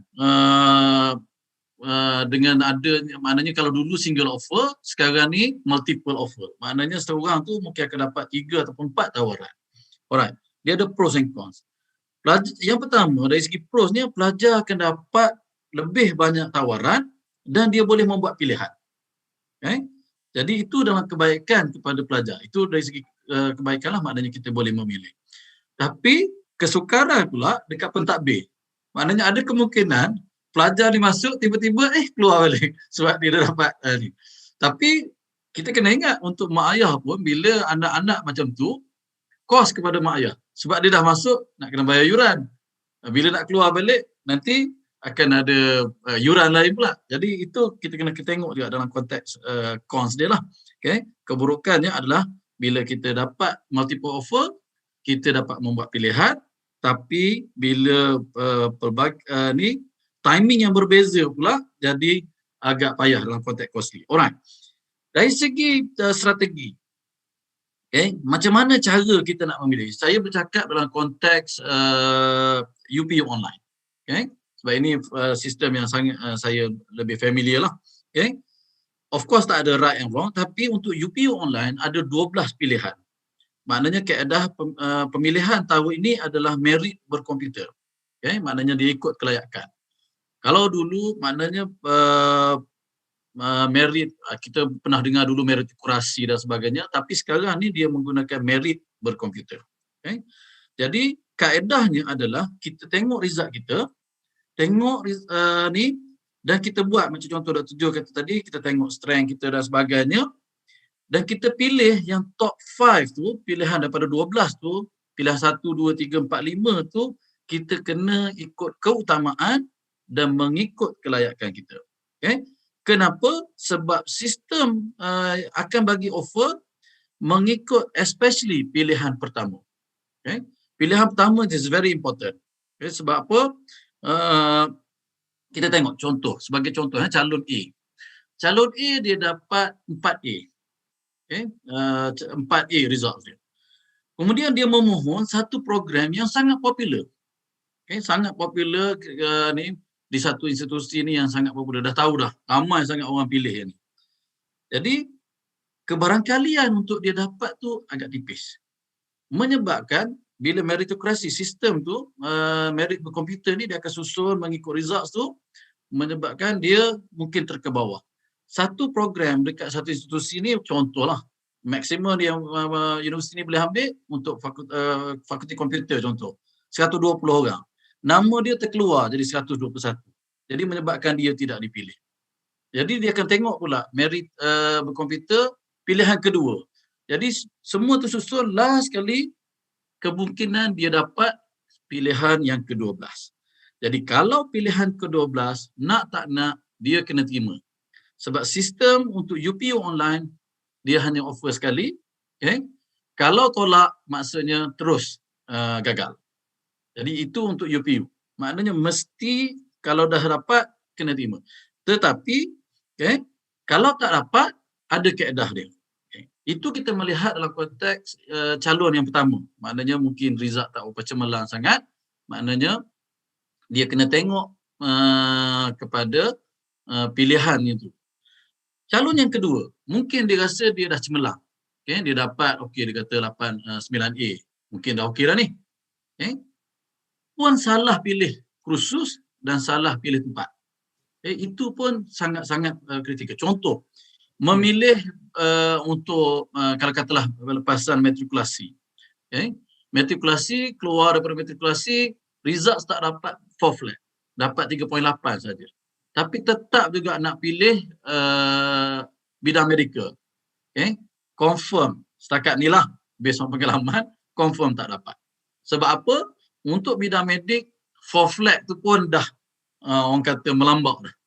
Jadi kat situ pun dia akan susun merit berkomputer pun ada kemungkinan daripada 120 untuk tu pun mungkin terkeluar. Jadi kena tengok dalam results kita setakat mana yang kita ni dah memang very very important untuk ni. Alright. Result UPU jangka keluar saya rasa 14 Julai. Okay, kalau tak silap saya lah. Alright. Bagi yang tak dapat, macam mana cara dia? Bagi yang ni sebenarnya dia satu opportunity lah. Okay, satu opportunity yang sangat besar. Okay. Untuk memilih sebab kita boleh merayu. Okay, kita boleh merayu semua sekali. Jadi tidak bermakna tak dapat. Jadi ada peluang untuk merayu. Dan ada pelbagai lagi laluan-laluan lain seperti macam contoh kalau di UMP kita ada laluan masuk terus. Masuk UMP secara terus. Jadi itu pun peluang. Peluang maksudnya ni. Tapi laluan ini of course lah bukan laluan melalui UPU. Okay, maknanya memohon terus melalui sistem universiti. Dan of course kalau UPU tu adalah subsidized fee dekat kalau melalui masuk terus universiti ni tempat guaranteed, tapi of course fee tu mungkin agak mahal sikit lah. Okay. Alright. Untuk laluan-laluan lain maknanya kita kena tengok maknanya MARA semua sekali dan daripada situ kita kena mohon accordingly. Alright. Nasihat saya secara ringkas ni lah. Untuk UPU pilih bidang dan tempat pengajian ikut result kita, result SPM. Dan yang paling penting sekali adalah study prospek kerja yang kita nak pilih. Okay? Agak ajak kalau kita pilih ni, kerja dia macam mana. Dan pilih 5 pilihan pertama tu yang betul-betul kita target. Okay? Tengok result kita dan kita target. Kalau dapat, maknanya kena pergi. Sebab kalau tolak, terus tak dapat. Adalah. Kemudian, kalau tak dapat, bukan bermaksudnya tak dapat. Kita boleh rayu sebab UPU akan buka satu kali rayuan. kemungkinan kalau katalah ni, maka mungkin ada 2 kali, wallahualam lah. Tapi yang saya tahu, kemungkinan 1 kali dah juga. Kalau tak dapat juga, seperti mana saya beritahu tadi, terdapat pelbagai laluan. Okay? Maknanya kalau UMP, kita ada UMP Advance, masuk lalu UMP secara terus. Ataupun kalau result tak berapa bagus, ataupun mungkin aliran sastra yang sebelum ni, yang rasa nak tukar bidang. Okay? Kita di UMP, kita ada laluan untuk pra-diploma. Okay? Ini adalah peluang kedua untuk new experience dan sebagainya. Okay? So untuk sistem-sistem lain, perlu semak tarikh tutup, mohon dulu kalau dapat pelbagai offer, insya-Allah kita buat pilihan kemudian. Jadi saya rasa itu saja untuk pusingan pertama lah Dr. Izwan. Okey. Pusingan pertama ni sebenarnya nak buka apa perbincangan lah dan saya rasa nasihat Dr. Ruslim sebenarnya Dr. Zul dulu pun ikut, saya rasa dia ada buat tulis-tulis tu, sebab tu dia pergi ke UTM tu. Jadi, untuk pusingan kedua, pusingan pertama habis. Pusingan kedua ni, saya nak ingatkan dulu kepada panel, kalau boleh padatkan lagi masa kita, kalau tak nanti dia lajak dia punya total masa tu. Kalau boleh pendekkan sikit jawapan tu. Kemudian, okey, pusingan kedua ni, saya yang melambatkan, saya akan cepatkan terus. Soalannya macam ni. Saya nak tanya kepada Dr. Jo. Okey, simple saja. Kita masih lagi ada satu keadaan yang mana nak bekerja ke nak belajar? Ini kepada mungkin yang tak kisahlah result cemerlang ke tak cemerlang ke, sebab orang selalu kata sekarang tak belajar pun boleh jadi kaya. Itu. Jadi YouTuber boleh jadi kaya. Jadi persoalannya, saya selalu dengar pendidikan merupakan pelaburan yang paling menguntungkan. Adakah ini benar? Yang kedua, nak bekerja ke nak belajar? Sila Dr. Jo. Terima kasih moderator. Minta maaf lah kalau agak lama. So saya cuba padatkan. Dia satu persoalan yang sangat menarik sebenarnya. Disebabkan dia berbalik kepada suatu persoalan yang lain. Persoalan yang lain itu adalah apa tujuan sebenarnya kita belajar. Itu benda yang sebenarnya sangat related. Apa yang suka saya kongsikan adalah yang pertama, tujuan kita belajar asalnya dia bukan berkaitan dengan kerja. Sebab itu kalau dalam Islam tu Iqra' bismi rabbikal ladzi khalaq, khalaqal insana min 'alaq. Dia sebenarnya membaca kan, Iqra' tu membaca terkait dengan ilmu. Sebenarnya adalah berkait dengan kita mendapat ilmu untuk tujuan kita memahami kehidupan kita sendiri di atas muka bumi ini. Tapi itu bukan persoalan yang saya nak jawab. Tetapi kalau kita melihat sebenarnya benar bahawa pendidikan itu suatu pelaburan, dan kalau kita melihat dalam konteks negara, kerajaan berbelanja dengan satu bajet yang sangat tinggi setiap tahun sebenarnya, especially kepada Kementerian Pendidikan Malaysia ataupun sektor pendidikan. Kenapa? Dia sebenarnya adalah kerajaan bukannya dipanggil untuk untung itu dalam bentuk material, tetapi keuntungan itu akan dapat melalui nilai masyarakat yang terbina dengan ilmu. Itu satu benda yang sangat penting. Dia merupakan suatu investment yang sangat panjang begitu. Dan bila mana rakyat ada ilmu, rakyat boleh hidup dengan independen, rakyat boleh memberi nilai tambah kepada kemajuan negara. Rakyat bukan sekadar nak cari kerja, tetapi juga dengan ilmu dia boleh ada bisnes dan dia boleh memberi peluang pekerjaan kepada orang lain. Itu benda yang sangat penting. Sebab tu kalau kita tengok dalam negara maju, sebenarnya negara maju ni boleh katakan 70% ke atas semua rakyat dia itu pernah masuk tertiary education. Sama ada masuk universiti ataupun masuk college. Maksudnya dia bukanlah semestinya belajar itu maksudnya semata-mata untuk kerja, tetapi itu adalah indikator. Dia akan ada perubahan dalam bentuk corak fikir rakyat. Okey. Sebab tu kalau kita tengok Malaysia sendiri, apa yang saya nak share adalah lately lah dengan kalau kita tengok Dr. Ruslim ada kat sini, Dr. Zul ada kat sini, maksudnya kerajaan telah memperkasakan bidang TVET itu sendiri dengan ada MBOT dan sebagainya. Dan dia merupakan suatu pelaburan yang besar untuk negara, dan dia juga sebenarnya satu pelaburan untuk ibu bapa. Tapi persoalan yang Dr. Izwan tanya kat saya itu adalah nak kerja ke nak belajar? Nak kerja ataupun nak belajar. Dia sebenarnya atau tu tak sesuai. Sebab seolah-olah dia adalah dua pilihan yang ekstrim, tetapi bekerja itu juga sebenarnya satu proses belajar, ataupun belajar itu juga adalah suatu proses yang mana kita bersedia untuk bekerja. Cuma maksud Dr. Izwan tu adalah nak kerja dulu selepas SPM, baru nak sambung belajar. Maksud kita kerja dulu setahun dua, kumpul duit ke apa ke, dan baru kita nak belajar. Ataupun kita habis SPM, kita belajar siap-siap, habis degree dan baru kita masuk alam pekerjaan. Saya memilih, soalan ini saya memilih dan syorkan bahawa kita kena belajar dulu kecuali ada hal yang tidak dapat dielakkan. Itu sangat langka lah. Contohnya ada hal kesihatan, maksudnya ataupun ada hal-hal lain. Secara umum belajar dulu. Kenapa? Yang pertama adalah jika keputusan peperiksaan kita tu baik, jadi kalau kita memilih untuk bekerja dulu, dia memang boleh, tetapi masalahnya apa? Dari segi psikologi, kadang-kadang bila kita kerja pegang duit sendiri, kita susah nak balik semula di dalam ekosistem pembelajaran. Itu normal. Maksud kalau kita kerja dulu, pegang duit sendiri, agak susah. Walaupun saya tak nafikan ada yang mampu, saya ada seorang kawan tu, dia bekerja dulu sebab dia orang susah, dia bagi adik dia belajar. Jadi dah 10 tahun kerja dalam industri, barulah dia masuk diploma balik sehinggalah dia habis degree. Sangat susah nak jumpa, tapi memang ada. Cuma bagi siapa yang tidak ada condition tersebut, keutamaan adalah belajar dulu. Yang kedua, kenapa? Dia adalah berkait dengan momentum. Kita kena belajar dulu, sebab lepas SPM ni, jiwa muda kita ada momentum belajar yang tinggi, ada semangat, sangat baik kita teruskan sehinggalah kita dapat a piece of degree ataupun kita dapat maksudnya segulung ijazah. Yang ketiga, kalau kita nak relate dengan situasi pandemik COVID-19 sebenarnya pasaran kerja tidak begitu baik. Itu secara umum lah. Maksudnya ekonomi dunia tak okey.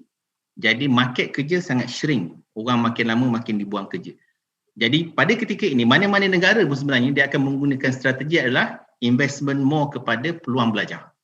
Mana-mana negara.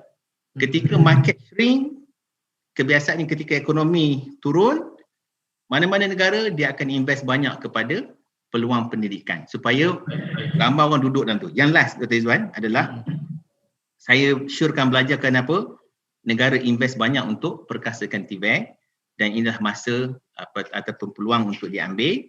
Kemudian bila mana kalau kita tengok dulu datuk nenek kita payah nak belajar bukan pasal maksudnya tak ada peluang belajar, itu pada faktor kemiskinan dan sebagainya.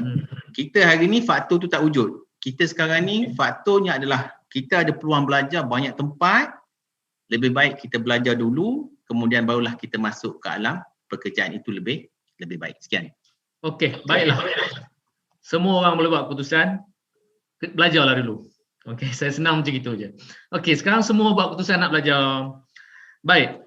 Soalannya sekarang, bila kita nak hantar anak ataupun sebagai ibu bapa lah ataupun bila pelajar nak pergi ke tertiary education, apakah persediaan ibu bapa dari segi faktor kewangan pula? Okey. Yang ini saya nak tanya dengan Cikgu Fazli kot, mungkin sesuai. Keperluan ni maksudnya kewangan ni keperluan perbelanjaan, keperluan perkakasan seperti laptop ke, internet ke, ataupun berkenaan mungkin juga ni cikgu boleh bagi nasihat sikit tentang alternatif pembiayaan yang ada. Mungkin. Okey, sila. Baik, terima kasih kepada tuan moderator kita. Kita dah masuk sesi kedua. Sebelum saya menjawab, saya nak seru kepada penonton yang ada secara live sekarang. Tolong share. Kerana petang ni ilmu sangat besar. Saya sendiri dapat banyak sangat ilmu. Contoh daripada Dr. Ruslim tadi bagi tahu bahawa tahun ni sangat berbeza formatnya. Dulu melalui satu platform saja, sekarang ni kalau untuk UPU lah, IPG lah, di JPA lah, marah lah. Jadi parent kena alert. Dan parent yang ada anak form 5 tahun ni pun kemungkinan juga format yang sama tahun depan atau mungkin berubah. Jadi ini satu ilmu yang sangat bagus. Jadi perlu share je ke grup apa-apa, grup masak apa hari ini ke, bertukang apa ke, grup kutu nokza ke, tak kisah. Orang perempuan ni dia banyak grup dia. Grup gelang emas lah, apalah, macam-macam lah. Kalau lelaki tu grup poligami ke, tak ada kan. Ini tak ada, kita semua single. Tapi nak bagi tahu kita kongsi kemungkinan orang lain dapat manfaat. Sayang sangat diskusi yang santai ilmiah macam ini terbiar tanpa banyak engagement, rugi. Dan kalian juga akan dibuka sesi soal jawab nanti. Nak tanya apa, insya-Allah ramai doktor-doktor sini. Saya tukang tonton je lah. Sebabnya kebanyakan saya rasa pertanyaan lebih kepada peringkat IPT di mana kita ada dekan di sini, doktor-doktor pensyarahnya daripada JPK sekali, Dr. Zul kita, Jadi tolong share dulu, yang tak sempat tonton petang ni boleh tonton malam ke esok ke kan. Okey. Jadi untuk teruskan kepada persoalan daripada Dr. Izwan tadi, bertanya tentang kos, faktor kewangan. Yes. Bila sebut faktor kewangan, ini antara yang menjadi beban terutama dalam pandemik COVID-19 sekarang. Ramai orang terkesan dari segi pendapatannya, dibuang kerja dengan hutang banyaknya, dengan sewa nak kena bayar, bisnes tak boleh berjalannya. Lagi tertekan, lagi menekan, dan kewangan kos untuk belajar di IPT tidak murah. Tidak murah. Yuran setiap semesternya ada keperluan seperti keperluan asas, laptop itu boleh dikatakan kewajipan. Printer pun hampir wajib. Sebabnya banyak assignment nak kena hantar. Dengan line internet nak kena cantik. Bahkan ada orang sampai sanggup pasang Unify di rumah kerana anak sedang belajar. Menandakan kos itu memang meningkatlah. Kos memandangkan zaman sekarang pula makin lama makin tinggi taraf hidup kita. Makin tinggi ekonomi yang perlu kita gunakan. Jadi bila disebut tentang faktor kewangan, inilah yang ramai orang terkedu. Bahkan pernah saya terbaca waktu ni untuk sambung belajar. Anak mereka di tahun 6 nak sambung belajar di SBP, MRSM ataupun sekolah-sekolah elit. Ramai ibu bapa menolak kerana bila tengok yuran PIBG dia berapa, yuran kemasukan, seragamnya, kasutnya, dia ada spek-spek tertentu yang memerlukan kos hingga RM2-3,000. Orang menolak kerana aku tidak mampu. Sama juga situasi bila nak masuk ke IPT, ada orang beranggapan, ini ada sedikit kesilapan, salah faham yang orang tidak maklum. Jadi petang ni kita dapat tahu. Ada orang kata, alamak, nak masuk universiti ni mahal kosnya. Kalau zaman dulu-dulu, kalau ikut kisah-kisah dulu yang diceritakan oleh generasi-generasi dahulu, mak ayah gadai tanah untuk anak masuk universiti. Jual lembu, gadai gelang emas. Itu situasi zaman 60-an, 70-an dulu. 50-an dulu. Memang begitu caranya. Tapi di zaman sekarang, alhamdulillahnya kita banyak kemudahan. Antara yang paling besar adalah PTPTN. PTPTN ni hampir semua orang layak memohon. Hampir semua orang layak memohon PTPTN. Ini antara laluan, bukan laluan lah, antara insentif kerajaan yang sediakan agar rakyat Malaysia boleh sambung pelajaran ke peringkat yang tertinggi. Kita ada PTPTN. Namun sekarang ni kalau tak silap saya, PTPTN mensyaratkan sekurang-kurangnya ibu bapa ada tabungan dengan SSPN. Anak di sekolah rendah, sekolah menengah, tabunglah RM50 dulu, tak apa dah. Tak semestinya tetap secara bulanan, tapi ada buka akaun baru melayakkan untuk mohon PTPTN. Jadi tolong sangat-sangat cakna tentang insentif-insentif kerjaan ini untuk bantu kita, untuk bantu anak-anak kita nanti. Ini antara yang utama dah. Dan yang swasta pun ada yang tidak dapat bantuan kalau ibu bapa dia orang berada yang mampu biayai, mereka biayai dengan pembiayaan persendirian.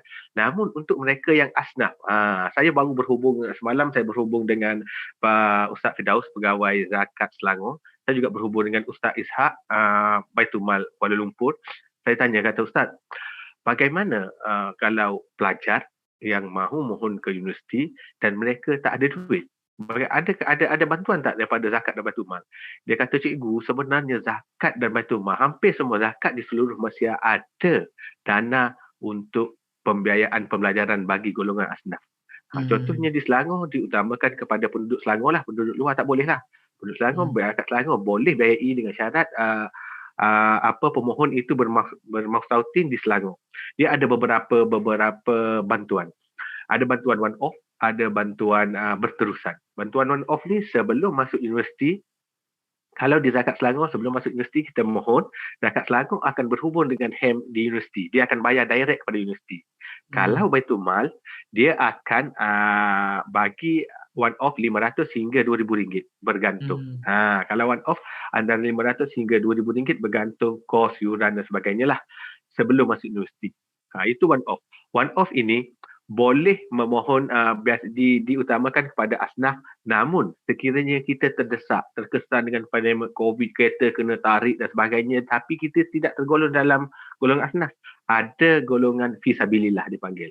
Ada golongan asnaf fisabilillah yang asnaf pada masa tu je, dan di waktu-waktu tu dia bantu waktu tu je. Jadi kemungkinan ini ada untuk kita dapat. Dan bantuan berterusan, saya seronok dengan bantuan berterusan. Saya tanya, Ustaz, bantuan berterusan macam mana? dia kata dia akan bagi setiap tahun. Contohnya kalau ada pembelajaran 3 tahun ke 4 tahun pembelajaran nak habis, setiap tahun akan dapat bantuan berterusan di samping. Ada pula di samping. Di samping jika ada keperluan lain, contohnya memerlukan laptop ke apa, dia tak bagi perkakasan tau. Tapi boleh buat permohonan baru dan akan dipertimbangkan. Ini satu-satu benda yang kita kena ambil syakna. Kita kena ambil tahu ibu bapa kat kampung yang orang-orang susah, terutamanya orang-orang susah, pendapatan makin merosot dan sebagainya. Jangan kata aku tak boleh masukkan anakku universiti kerana aku tidak mampu. Kita ada banyak pilihan, banyak laluan, dan mengikut zakat Selangor, satu lagi dia kata ada IPTA dan IPTS terpilih. IPTA, IPTS terpilih merupakan ejen zakat. Mereka collect zakat di universiti mereka. Dan unit tersebut itu membantu pelajar secara direct tanpa perlu melalui zakat Baitul Mal dan sebagainya. Jadi tolong kena ambil tahu, bertanya khabar dengan pusat zakat negeri masing-masing, bertanya khabar dengan universiti yang bakal anak kita masuki. InsyaAllah sangat banyak kemudahan, sangat banyak bantuan yang boleh kita beri. Terima kasih. Maklumat yang menarik Satu pencerahan tentang zakat dan Baitul Mal ni. Jadi maknanya tak ada alasan lagi lah. Okey, untuk sambung belajar. Mungkin Dr. Ruslim boleh tambah sikit lagi. Dekat sini saya nak tanya Dr. Ruslim, berkenaan dengan selepas ini pelajar ni kena memilih untuk ke sijil, ke diploma, ke degree ke. Dan saya juga tahu kata ada banyak laluan sekarang ni untuk ke peringkat yang lebih tinggi. Saya minta Dr. Ruslim tolong jelaskan sikit pasal hal ni. Okay. Terima kasih Dr. Izwan. Saya tertarik dengan apa yang Cikgu Fadli sentuh tadi berkaitan dengan bantuan-bantuan. Terlalu banyak, jadi jangan lepaskan peluang lah. Okay? Sebelum saya jawab soalan Dr. Izwan tu. Kenapa? Sebab saya sendiri experience bantu orang kata anak PA lah, okay? Penasihat akademik ni saya. Maknanya tak mampu, keluarga tak mampu, dalam universiti pun ada pelbagai kemudahan. Okay? Maknanya bukan tadi kita kata sebelum masuk. Dan bila dah masuk pun sebenarnya ada masih lagi bantuan-bantuan. Kalau macam contoh di UMP ada yayasan UMP dan sebagainya lah. Okay? Dan melalui pusat zakat pun kita boleh minta bila berada di universiti. Alright. Balik kepada persoalan Dr. Izwan tanya. Dari segi mana nak pilih? Okay, nak pergi sijil ke, nak pergi diploma ke, ataupun macam mana. Okay. Ini satu lagi persimpangan dilema. Okay. Ada setengah mak ayah dia kata, okey, terus pergi matrik. Ataupun terus pergi asasi dan sebagainya lah. Okay. Dan untuk mak ayah dengan adik-adik, kena faham. Setiap program yang dibangunkan tu dia ada matlamat di sendiri. Okay. Dan ada pros and cons. Sebagai contoh kalau kita tengok asasi ni kebanyakannya biasanya ditawarkan oleh universiti masing-masing. Okay? Maknanya dan biasanya berfokus kepada universiti tersebut. Okay? Sebagai contoh UMP baru saja kita tawarkan tahun ni. UMP maknanya asasi kejuruteraan dan teknologi. Maknanya berfokus lah. Maknanya untuk belajar program kejuruteraan dan teknologi. Dan dia adalah berbentuk persediaan. Semua program asasi ni berbentuk persediaan untuk menyediakan pelajar sebelum sambung degree. Okay. Biasanya program asasi kebanyakannya universiti akan buat setahun. Okay. Jadi kelayakan pula. Okay, kita kena tengok kelayakan. Kelayakan biasanya 5 kredit. Okay. Maknanya dalam konteks UMP yang saya tahu adalah kemasukannya adalah 5 kredit. Okay. 5 kredit dan asasi UMP dibina khas untuk dual degree program. Maknanya mana-mana yang mak ayah yang rasa anak dia nak dapat peluang belajar di luar negara dengan kos yang sangat murah. 1/4 saja kos. Maknanya kalau pergi overseas, kalau kita contoh di Jerman yang kita kira sebenarnya termasuk cost of living, kita kena spend dalam 400,000. Tapi kalau kita buat dekat UMP melalui asasi dan sebagainya, kosnya kurang lagi daripada 100,000. Saya rasa dalam 80 lebih based on yang kita calculate lah. Dan kelebihan dia pula, maknanya pelajar tu dapat dual degree pula. Maknanya dia masuk asasi, kemudian sambung degree. Itu kalau maknanya yang nak sambung dual degree lah. Alright. Jadi, itu yang pertama. Maknanya asasi berfokus kepada persediaan untuk program-program dalam universiti itu sendiri. Okay, tapi ada juga universiti yang buat, dan dia buat tu supaya pelajar dia boleh masuk juga ke universiti lain secara kerjasama lah. Sebagai contoh asasi UiTM. Asasi UiTM, UMP pun ambil juga pelajar asasi UiTM sebab kemungkinan UiTM pun tak mampu nak ambil semua sekali. Okay? Jadi kita kena faham asasi itu dibuat, dan permohonan dia kena mohon melalui UPU. Alright. Matrikulasi pula. Okay, matrikulasi kurikulum dia lebih terbuka. Okay, walaupun hampir sama dengan asasi tadi, tapi dia pelbagai lagi pilihan. Okay, ada pelbagai mode, maknanya ada yang bidang ni matrikulasi, maknanya untuk teknikal pun ada, matrikulasi teknikal, ada sains hayat, ada sains fizikal dan sebagainya lah. Okay. Jadi yang ni ada 2 mode. Maknanya mode yang fast track, saya rasa 6 kredit. Okay, untuk melayakkan masuk matrikulasi, dan ada satu lagi mode yang 2 tahun. Okay, maknanya mungkin kelayakan masuk tu mungkin rendah sikit lah. Alright. Dan untuk matrikulasi ada allowance bulanan. Okay, ada allowance bulanan, walaupun tak banyak tapi at least ada. Okay, jadi ini benda-benda yang menarik lah untuk mak ayah consider matrikulasi. Cuma memohon, seperti mana saya tadi, format tahun ni agak berbeza. Maknanya perlu memohon melalui bahagian sekolah. Okay? Maknanya cuma dari segi cons dia pula tidak garanti tempat ataupun bidang pilihan. Walaupun tempat tadi dari segi pembelajarannya terbuka, tapi maknanya selepas matrikulasi kita akan tengok balik result tu, maknanya kat mana pula kita nak masuk. Okay? Jadi kat sini satu lagi pilihan yang kena dibuat melalui sistem UPU semula pula. Okay? Alright. Sains hayat. Pada pelajar-pelajar daripada matrikulasi sains hayat, kalau dia nak masuk program-program kejuruteraan, sebab bidang sains hayat ni tak banyak. Okay? Yang banyak adalah sains teknikal kebanyakannya. Jadi bila nak masuk, dibenarkan, okay? Sebagai contoh kalau nak masuk UMP, tapi pelajar ni kena top up dengan subjek fizik dan sebagainya lah. Alright. Itu daripada matrikulasi. STPM sekarang ni saya rasa format ni dah makin baik. Sekarang ni saya rasa dia dah buat college Prayu. Okay? Maknanya dia dah berpusat, maknanya dan tak kongsi dengan sekolah. Kalau dulu mungkin pelajar-pelajar tingkatan 6 tak rasa dia adalah pelajar matang disebabkan masih lagi duduk di sekolah dan sebagainya. Pakaian pun masih pakaian sekolah. Sekarang ni tak. Maknanya pakaian pun macam gugu-gugu lah. Okay? Dan kadang-kadang kalau duduk dekat sekolah tu menyebabkan adik-adik tingkatan 5, tingkatan 4 pun confused. Ini cikgu ke ini pelajar tingkatan 6 dan sebagainya lah. Alright. Jadi sekarang ni dipanggil Prayu. Okay? Jadi kalau dulu STPM ni susah sebab dia belajar sistem British. 2 tahun kemudian exam di ujung. Sekarang ni dah improvement, banyak sangat improvement, dia dah ikut sistem semester, sistem US. Dan kurikulum pun terbuka. Okay? Dan ini adalah pilihan yang paling termurah istilahnya. Sebab apa? Dia masih lagi duduk di bahagian sekolah dan sebagainya. Jadi kebaikannya pula, maknanya kalau habis SPM, katalah dia habis STPM saja, dia tak nak belajar dah. Okay? Tak nak sambung degree dan sebagainya. Diiktiraf untuk bekerja dalam kerajaan dan sebagainya. Itu kebaikan untuk kelulusan STPM lah. Okay? Dan kebanyakannya sijil diterima mostly dalam dunia. Alright. Diploma pula. Kalau kita tengok diploma, sebenarnya diploma ni dibuat very focus. Okay? Dia adalah mix di antara untuk persediaan untuk belajar degree dan juga untuk bekerja. Tapi biasanya orang refer diploma ni lebih kepada terminal. Maknanya dia masuk dan terus untuk bekerja lah. Alright.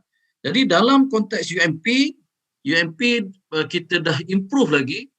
Kita universiti pertama dalam bidang teknikal yang buat pengajian diploma 2 tahun saja. Okay? Dengan diploma 2 tahun, katalah dia masuk umur 18 habis SPM, 19-20 dah dapat diploma. Okay? Kalau nak kerja, umur 21 tu dah bekerja.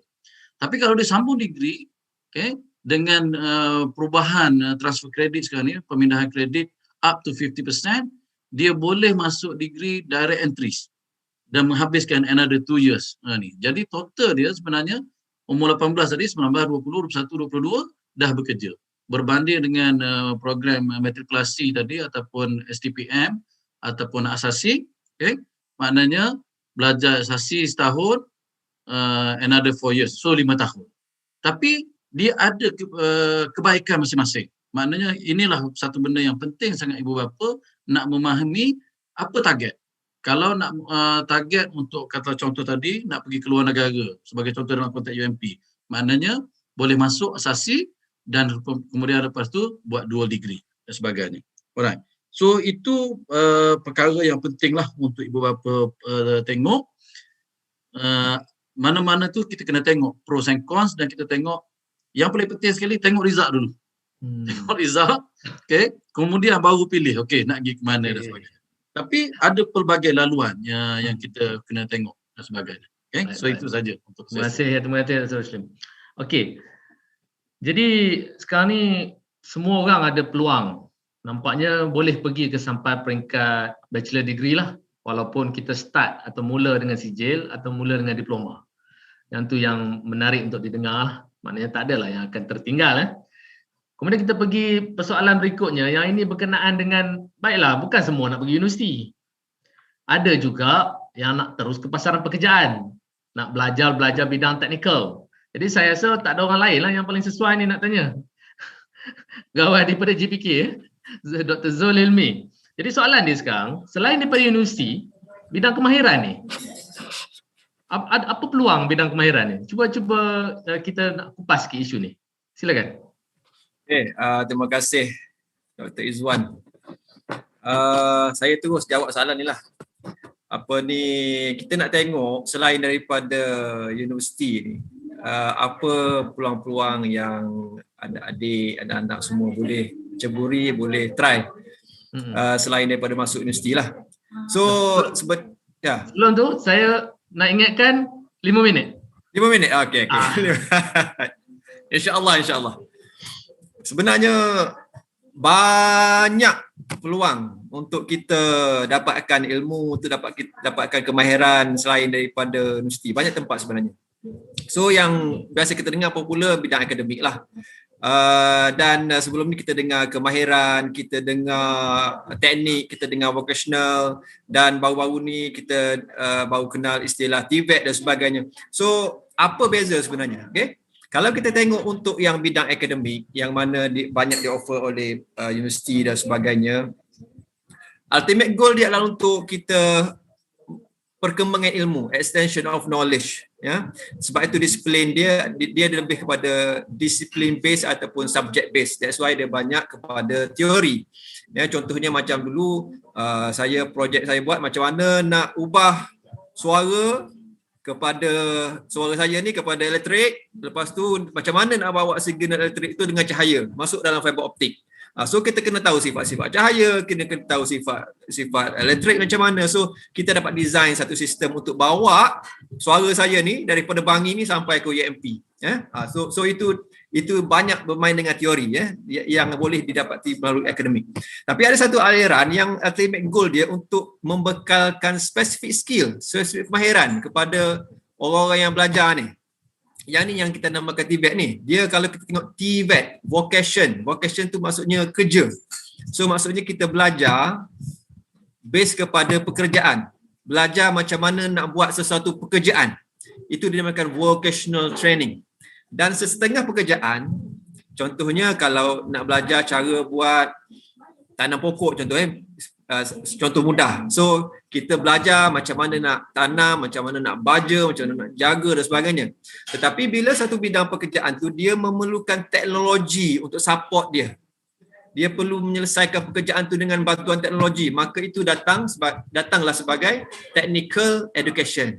So bila gabung kedua-duanya tu, maka jadilah dia TVET, Technical and Vocational Education and Training. Okay? So maksudnya aliran TVET ni dia lebih kepada disandarkan kepada satu pekerjaan.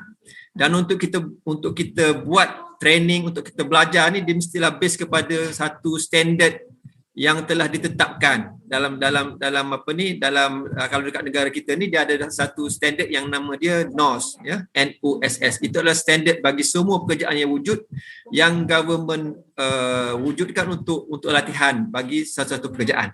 Okey. So dekat mana sebenarnya yang kita boleh dapat latihan TVET ni? Kalau kita tengok, kalau saya kata banyak tadi tu, maksudnya saya ambil 2-3 contoh saja. Contoh macam bawah Kementerian Sumber Manusia sendiri. Ya, kita ada Japan Malaysia Technical Institute dekat Penang, JMTI. Kita ada Advanced Technology Center, ATTAC. Ya, yang ni pun seluruh negara ada. Kita ada Institut Latihan Perindustrian. Ni semuanya bawah Jabatan Tenaga Manusia. Siapa nak minta, tengok website Jabatan Tenaga Manusia. Kita juga ada SIAS untuk tenaga pengajar di Shah Alam. Ya, itu di bawah KSN, bawah Kementerian Sumber. Kita ada lagi di bawah apa lagi? MARA. Ya, MARA kita ada Institut Kemahiran MARA, kita ada GIAT MARA, College Professional MARA, Malaysia Japan Institute, Industrial Institute dekat Beranang, dekat Bangi sini. Kita ada German Malaysia Institute, tu bawah MARA. Di bawah Kementerian Belia dan Sukan ada Institut Kemahiran Belia Negara, ada Institut Kemahiran Tinggi Belia Negara, ada Akademi Golf. Yang baru-baru sekarang ni kita baru buat satu standard baru untuk My Game. So My Game pun sekarang jadi satu kerja, jurulatih e-sport nama dia. So mungkin selepas ni Kementerian Belia ni akan laksanakan kursus ni ya. Sekarang ni golf ada dekat KL. Okay, so apa lagi di bawah Kementerian Pendidikan Tinggi kita ada College Community dan pelbagai lagi. So institusi ini sebenarnya dia menawarkan TVET ni, iaitu latihan berasaskan pekerjaan, ya. Dan macam mana benda ni di carry out? Apa kaedah-kaedah yang dibuat untuk latihan ni, ya? Kita ada traditional base, maksudnya melalui pusat bertauliah kita panggil. Kalau di bawah KSM ni, Kementerian Sumber, dia ada dipanggil pusat bertauliah. So maksudnya dia akan ada latihan secara teori dan praktikal di pusat tersebut. Dan kaedah kedua, kalau nak relate dengan yang Dr. Joe cakap tadi, dia cakap nak kerja dulu ke belajar dulu kan? So dia saja belajar. Dan kaedah kedua ni sebenarnya kita blendkan dia dengan terus kerja. Kita panggil sistem latihan dual national ataupun National Dual Training System, SLDN. Yang ni kaedah dia belajar, dia terus letak di industri, buat kerja.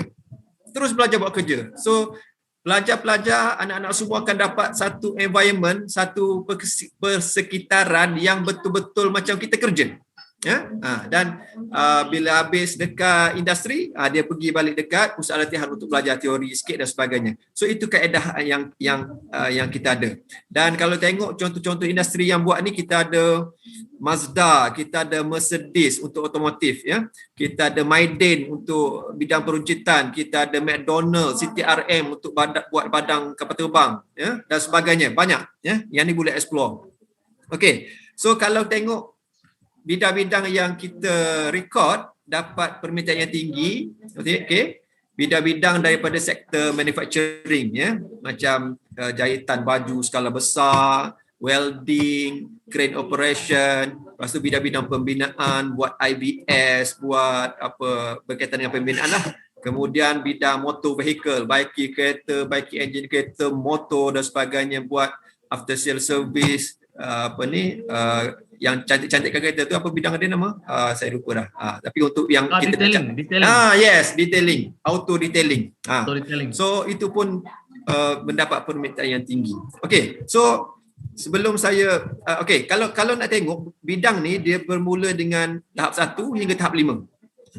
Sijil dan sehingga ke diploma tahap 5. Tetapi laluan dia memang boleh sampai ke peringkat degree. Kita ada program-program bachelor teknologi di MTUN. Kita ada program-program di UniKL yang mana cater untuk student-student yang dapat sijil melalui sistem di bawah Kementerian Sumber ni, SKM, DKM, DLKM.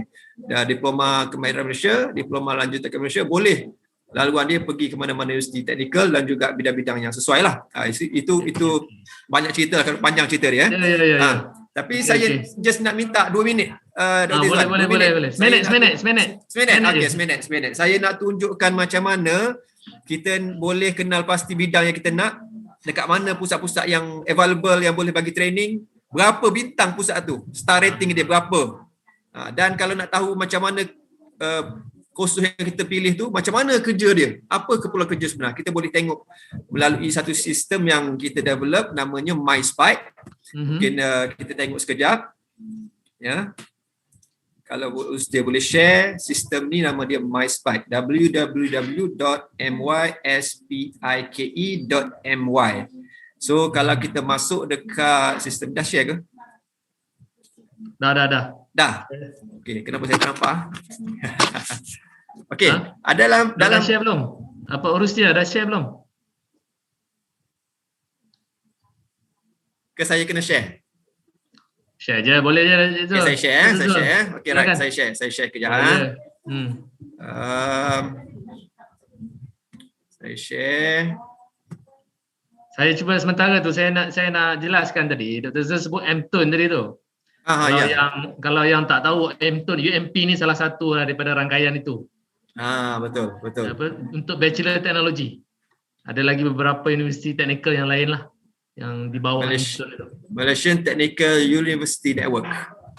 Okey, so kalau boleh nampak semua ke ni yang saya share ni? Nampak, clear. Okey Kalau tengok dekat sistem ni, tuan-tuan semua, anak-anak semua boleh pergi dekat ni www.myspike.my. Bawah ni kalau kita tengok program ya. Contohnya saya nak program HVAC, aircon, baiki aircon, HVAC. Okey. Bila saya tekan enter, dia akan bagi ni. Alamak, tak gerak pula.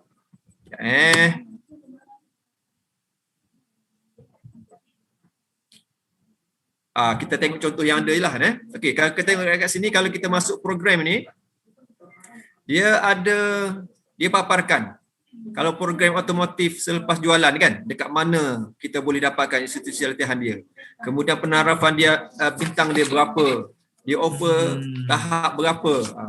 Semua ditawarkan, semua dibekalkan dalam website ini. Itu dari segi nak tengok program apa, college apa, dekat mana dan sebagainya.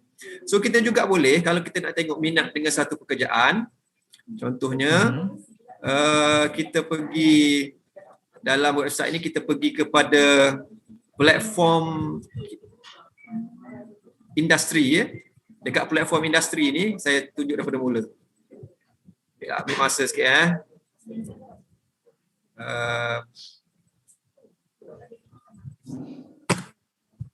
Okey, bila kita visit home, kita panggil, bila kita buka website ni, dia ada satu butang platform industri. So bila kita klik butang dekat situ, kita dapat satu nama-nama pekerjaan yang kita boleh tengok lah. Ya, nama-nama pekerjaan yang kita boleh tengok. Macam ni kita tengok manufacturing. So apa sebenarnya skop tugas, apa kerja orang buat kimpalan ni? So kalau kita kata nak minta kimpalan tapi tak tahu kerja kimpalan macam mana. So kita boleh tengok dekat sini.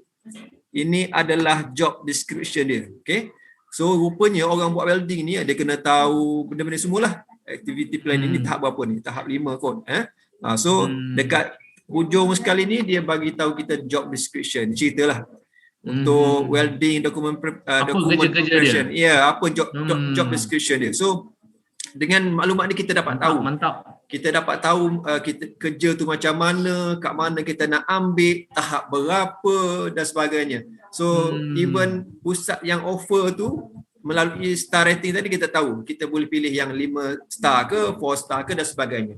So hebat. So ini yang ni kita maklumat di ujung jari ni ya. Ya betul. Yang ni kita develop tahu sendiri. Apa semua ada. Yang ni kita develop sendiri sistem ni So insya-Allah siapa-siapa yang ada ke lapangan boleh tengok ni, boleh explore apa yang dia minat untuk pilih dan sebagainya. So ini semua bidang-bidang TVET yang ada yang di bawah Kementerian Sumber Manusia Okey, so kita terima kasih saya bagi balik kepada kita dah pukul 4 petang dah. Jadi kita nak pergi kepada pusingan terakhir yang mana kita teruskan sahaja kepada soalan yang kita nak tujukan kepada Ruslim, antara nasihat yang boleh diberikan kepada pelajar lepasan SPM yang bakal mengambil SPM. Pendek kan? Kalau dapat 2 minit lagi baik. Okey, terima kasih Dr. Izwan. Banyak Dr. Zul share peluang-peluang untuk TVET juga sebenarnya. Jadi saya rasa seronok lah, maknanya akademik kita ada, TVET pun ada. Alright, untuk menjawab soalan ini, nasihat saya yang pertama tadi, yang cemerlang, the most important adalah kena syukur dengan Allah. Okay? Kita kena tengok ayat surah Ibrahim, ayat 7. Wa iz ta'azzana rabbukum la in syakartum la azidannakum wa la in kafartum inna azabi lasyadid. Okay? Sesungguhnya jika kamu bersyukur pasti kami akan menambah nikmat kepadamu. Okay? Dan jika kamu mengingkari nikmatku maka sesungguhnya azabku amatlah pedih. Okay? Jadi yang tu yang pertama. Maknanya kalau kita diberi kecemerlangan, kita kena bersyukur. Okay? Dan jangan khayal dengan kelulusan kita yang lama. Sebab apa? Dia tidak menentukan. Kalau kita lalai, maknanya bila kita pergi ke universiti dan sebagainya, belum tentu. Okay? Kita kena berusaha, tetap kena berusaha. Yang kurang berjaya, kalau kita tengok banyak tadi panel lah ni, yang paling penting sekali adalah jangan putus harap dengan Allah. Okay? Kita kena sentiasa berdoa dengan Allah, okay? Dan jangan lupa buat baik dengan mak ayah sebab kat situ ada barakah. Okay? Dan dalam konteks ni banyak laluan-laluan yang kerajaan sediakan. Okay? Kalau yang berjaya ada laluan dia, kalau yang tidak berjaya ada laluan juga. Okay? Maknanya melalui pradiploma. Saya sendiri pun bermula dengan pradiploma. Okay? Pradiploma UiTM, kemudian naik sampai diploma, kemudian Allah bagi rezeki untuk sambung ke overseas dan sebagainya. Okay? Jadi ada peluang. Bukan bermaksud kalau kita SPM teruk dulu, tak ada dah. Okay? Saya bermula dengan pradiploma. Okay? Itu pengalaman hidup saya. Alright. So, dan seterusnya kita kena maknanya sentiasa berdoa dengan Allah. Okay? Sentiasa berdoa dengan Allah. Maknanya supaya Allah sentiasa mudahkan urusan kita dan sebagainya. Saya rasa itu yang dan bila nak memilih, buat pilihan berdasarkan kita study betul-betul dan tengok daripada situ kekuatan dan dan sesuaikan dengan result kita. Saya rasa itu secara ringkasnya. Okey. Baik. Jadi maknanya doa yang penting, kita kena bersyukur walaupun kita result macam mana sekalipun, itu adalah result kita dan kita tak habis di situ. Masa depan kita masih cerah untuk semua orang sebab peluang ada. Jadi saya pergi pada soalan berikutnya. Berkenaan dengan semua orang dah ready, tak kira result SPM macam mana pun, kita semua semangat nak pergi sambung belajar. Tak kira bidang apa pun. Sekarang ni apakah persediaan emosi, fizikal, mental yang perlu ada pada pelajar kita pula? Sebab apa, pelajar kita ni yang baru ni nak masuk ke alam universiti. Mungkin kalau pandemik ni tamat, dia orang akan duduk di hostel. Yang tak pernah duduk hostel macam mana nak bersedia ni? Dr. Joe silakan. Terima kasih pengerusi dalam waktu yang singkat. Yang pertama, bila berubah tahap pendidikan itu, ekosistem juga automatik berubah. Itu yang pertama. Kenapa berubah adalah apakah yang akan berubah itu adalah yang pertama faktor persekitaran lah. Apa yang saya boleh kata adalah tempat baru, suasana baru dan sebagainya. Yang kedua faktor sistem belajar yang juga akan berubah. Yang ketiga sebenarnya bila mana keluar daripada sistem pembelajaran di sekolah itu, umur kita juga akan berubah sebenarnya. Dia punya tahap itulah dan dia akan relate dengan perubahan dari sudut faktor kematangan. Maksudnya kematangan kita tu macam mana kita nak kena urus masa kita sendiri, maksudnya kena prepare bangun sendiri, kena makan sendiri, fikir dan sebagainya. Banyak sangat yang perlu. Dan yang seterusnya adalah terkait dengan environment, terkait dengan kawan-kawan kawan-kawan kita. Okey. Apa persediaan dia? Yang pertama, walaupun tak masuk universiti lagi, kita kena start dengan mula membiasakan diri kita untuk menjadi dewasa. Maksudnya kena banyak benda, banyak perkara kena urus sendiri. Kita kena sekarang kena prepare lah untuk mula menjadi dewasa. Apabila masuk ke universiti, kita kena cepat cari kawan-kawan yang baik sebenarnya. Kat mana nak cari? For sure lah di surau, di masjid dan sebagainya, kat situ ramai orang yang baik-baik. Kemudian apabila masuk di dalam universiti untuk menguruskan maksudnya faktor fizikal, emosional dan sebagainya itu, kita kena cepat mencari maklumat terkait dengan fellow kolej kediaman contohnya pengetua kolej kediaman, kat mana pejabat kaunselor dan sebagainya, ambil nombor telefon. Itu adalah benda-benda yang penting. Kemudian dari sudut sistem akademik, kena jumpa penasihat akademik.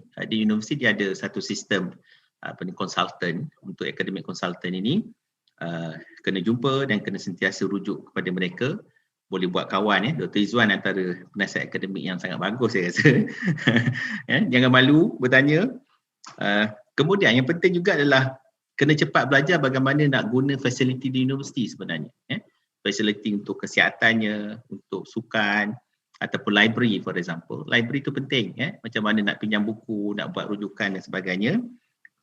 Kena biasakan ataupun kena prepare untuk buat jadual dan perancangan lah. Nak libat persatuan tu bila, nak aktif dengan sukan bila, nak melancong bila.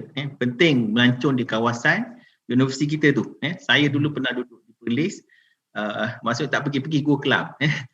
Gua Kelam tu saya pergi bila mana saya belajar tempat lain. Saya ke Shah Alam baru saya pergi ke Gua Kelam, which is very bad lah saya punya planning. Wajib berjalan. Saya dulu dengan Dr. Roslim, satu universiti di UK.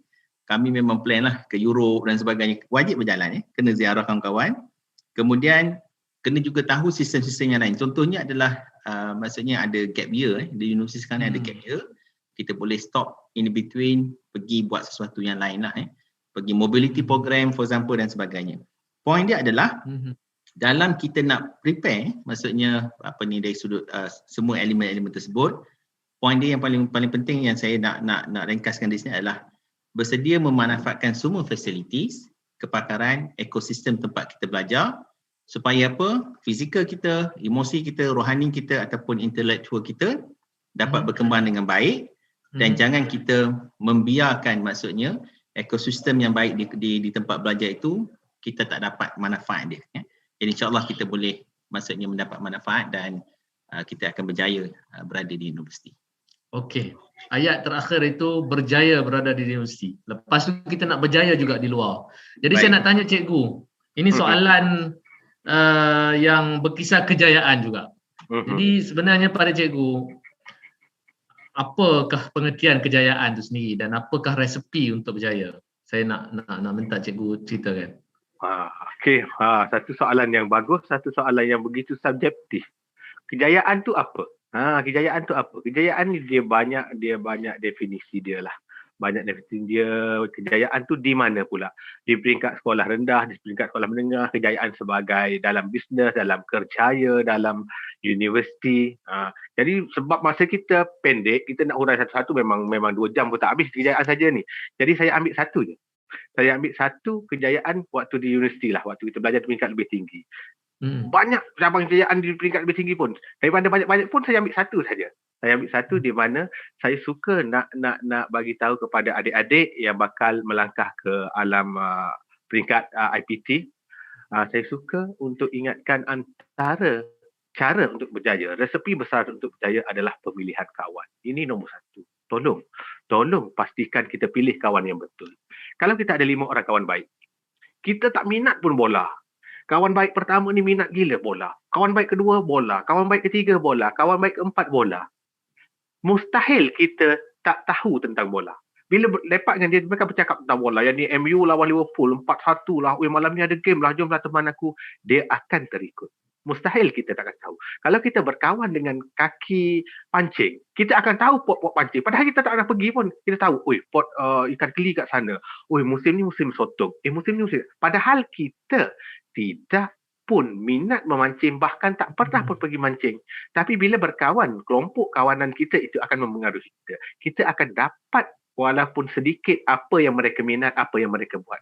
Jadi pemilihan kawan sangat-sangat penting di alam universiti, terutamanya banyak kejutan budaya bila kita melangkah ke alam universiti, di mana kita bebas. Sebelum ni kita berada di rumah, belajar di rumah ataupun di sekolah bersama di bawah pengawasan guru. Bila ke IPT ini sebenarnya ada yang tertewas, yang terlalai. Ini pengalaman yang saya lihat sendiri, di mana ada rakan-rakan saya daripada ada pelajar IPT daripada SBP, dari SMRSM. Mereka ini pelajar cemerlang. Resepi kejayaan itu dalam tangan mereka. Mereka tahu cara membuat nota, cara berfikir, cara mengingat, cara menghafal. Semua teknik itu mereka ada dalam diri mereka hingga mereka dapat kelulusan yang cemerlang. Tapi bila masuk melangkah ke universiti, mereka terlalai diakibatkan dengan kejutan budayanya, dengan kelas pun dah tak pergi. Dia akan mempengaruhi. Sebab tu game semua juga ya, dengan main gamenya. Dan kalau di peringkat universiti ni, dia mula ada kejutan budaya untuk couple. Ini kalau pilih pasangan berkapal, kau ada couple lah, ajaklah. Dia tak ada kawan ke? Dia akan jadi gitu. Kalau tak ada kawan ke, kenalkan aku kepada kawan dia. Dia tak ada masalah tentang perasaan. Itu fitrah manusia untuk berperasaan, untuk nikah, kahwin apa semua, tak ada masalah. Cuma yang masalahnya di sini, pemilihan kawan yang tidak betul akan mempengaruhi sama ada kita boleh berjaya dengan lebih baik ataupun kita akan tersangkut. Kita akan terkandas lah.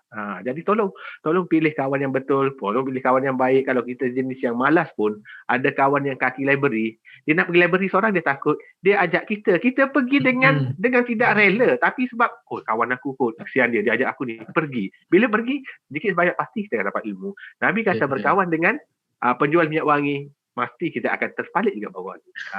Betul. Pilihlah kawan dengan baik. Itu je kesimpulan dia. Okey. Ini soalan yang terakhir saya nak tanya pada terakhir dalam pusingan kita lah. Lepas ni kita ada Q&A session. Kalau siapa-siapa nak bertanya boleh bertanya. Tapi soalan ni yang saya dah rancang, saya nak tanya. Belajar di dalam negara atau luar negara? Apakah jenis beasiswa dan bagaimana kalau ni satu soalan yang satu lagi lah. Kalau kita dipanggil interview untuk bekerja ke, interview untuk masuk universiti ke, ada program universiti yang kena interview. Jadi saya nak tanya dekat Dr. Zul, apakah persediaan? Dan bagaimana ni, belajar dalam negara ke luar negara, dan juga soalan yang kedua tu, ada dua soalan ni. Bagaimana persediaan untuk interview? Sila.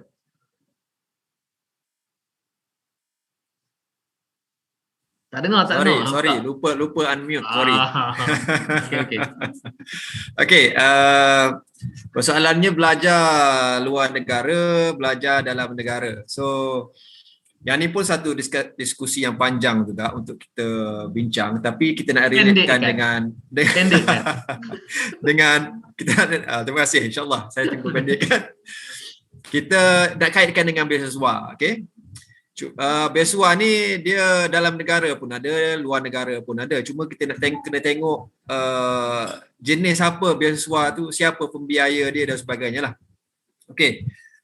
Kita ada beberapa kategori pembiaya beasiswa lah. Ada government, separuh government. Kita ada beasiswa daripada agensi swasta, agensi korporat, ya, daripada universiti, dan juga beasiswa daripada antarabangsa, badan-badan antarabangsa. So itu kategori pembiaya dia. Dan dia ada jenis-jenis dia beasiswa, jenis pembiayaan ni, ya. Dia ada kategori beasiswa. Beasiswa ni maksudnya dia tolong bayar semua full untuk kita belajar, yuran, sara hidup, elang buku dan sebagainya. Dan beasiswa ni biasanya dia akan bond.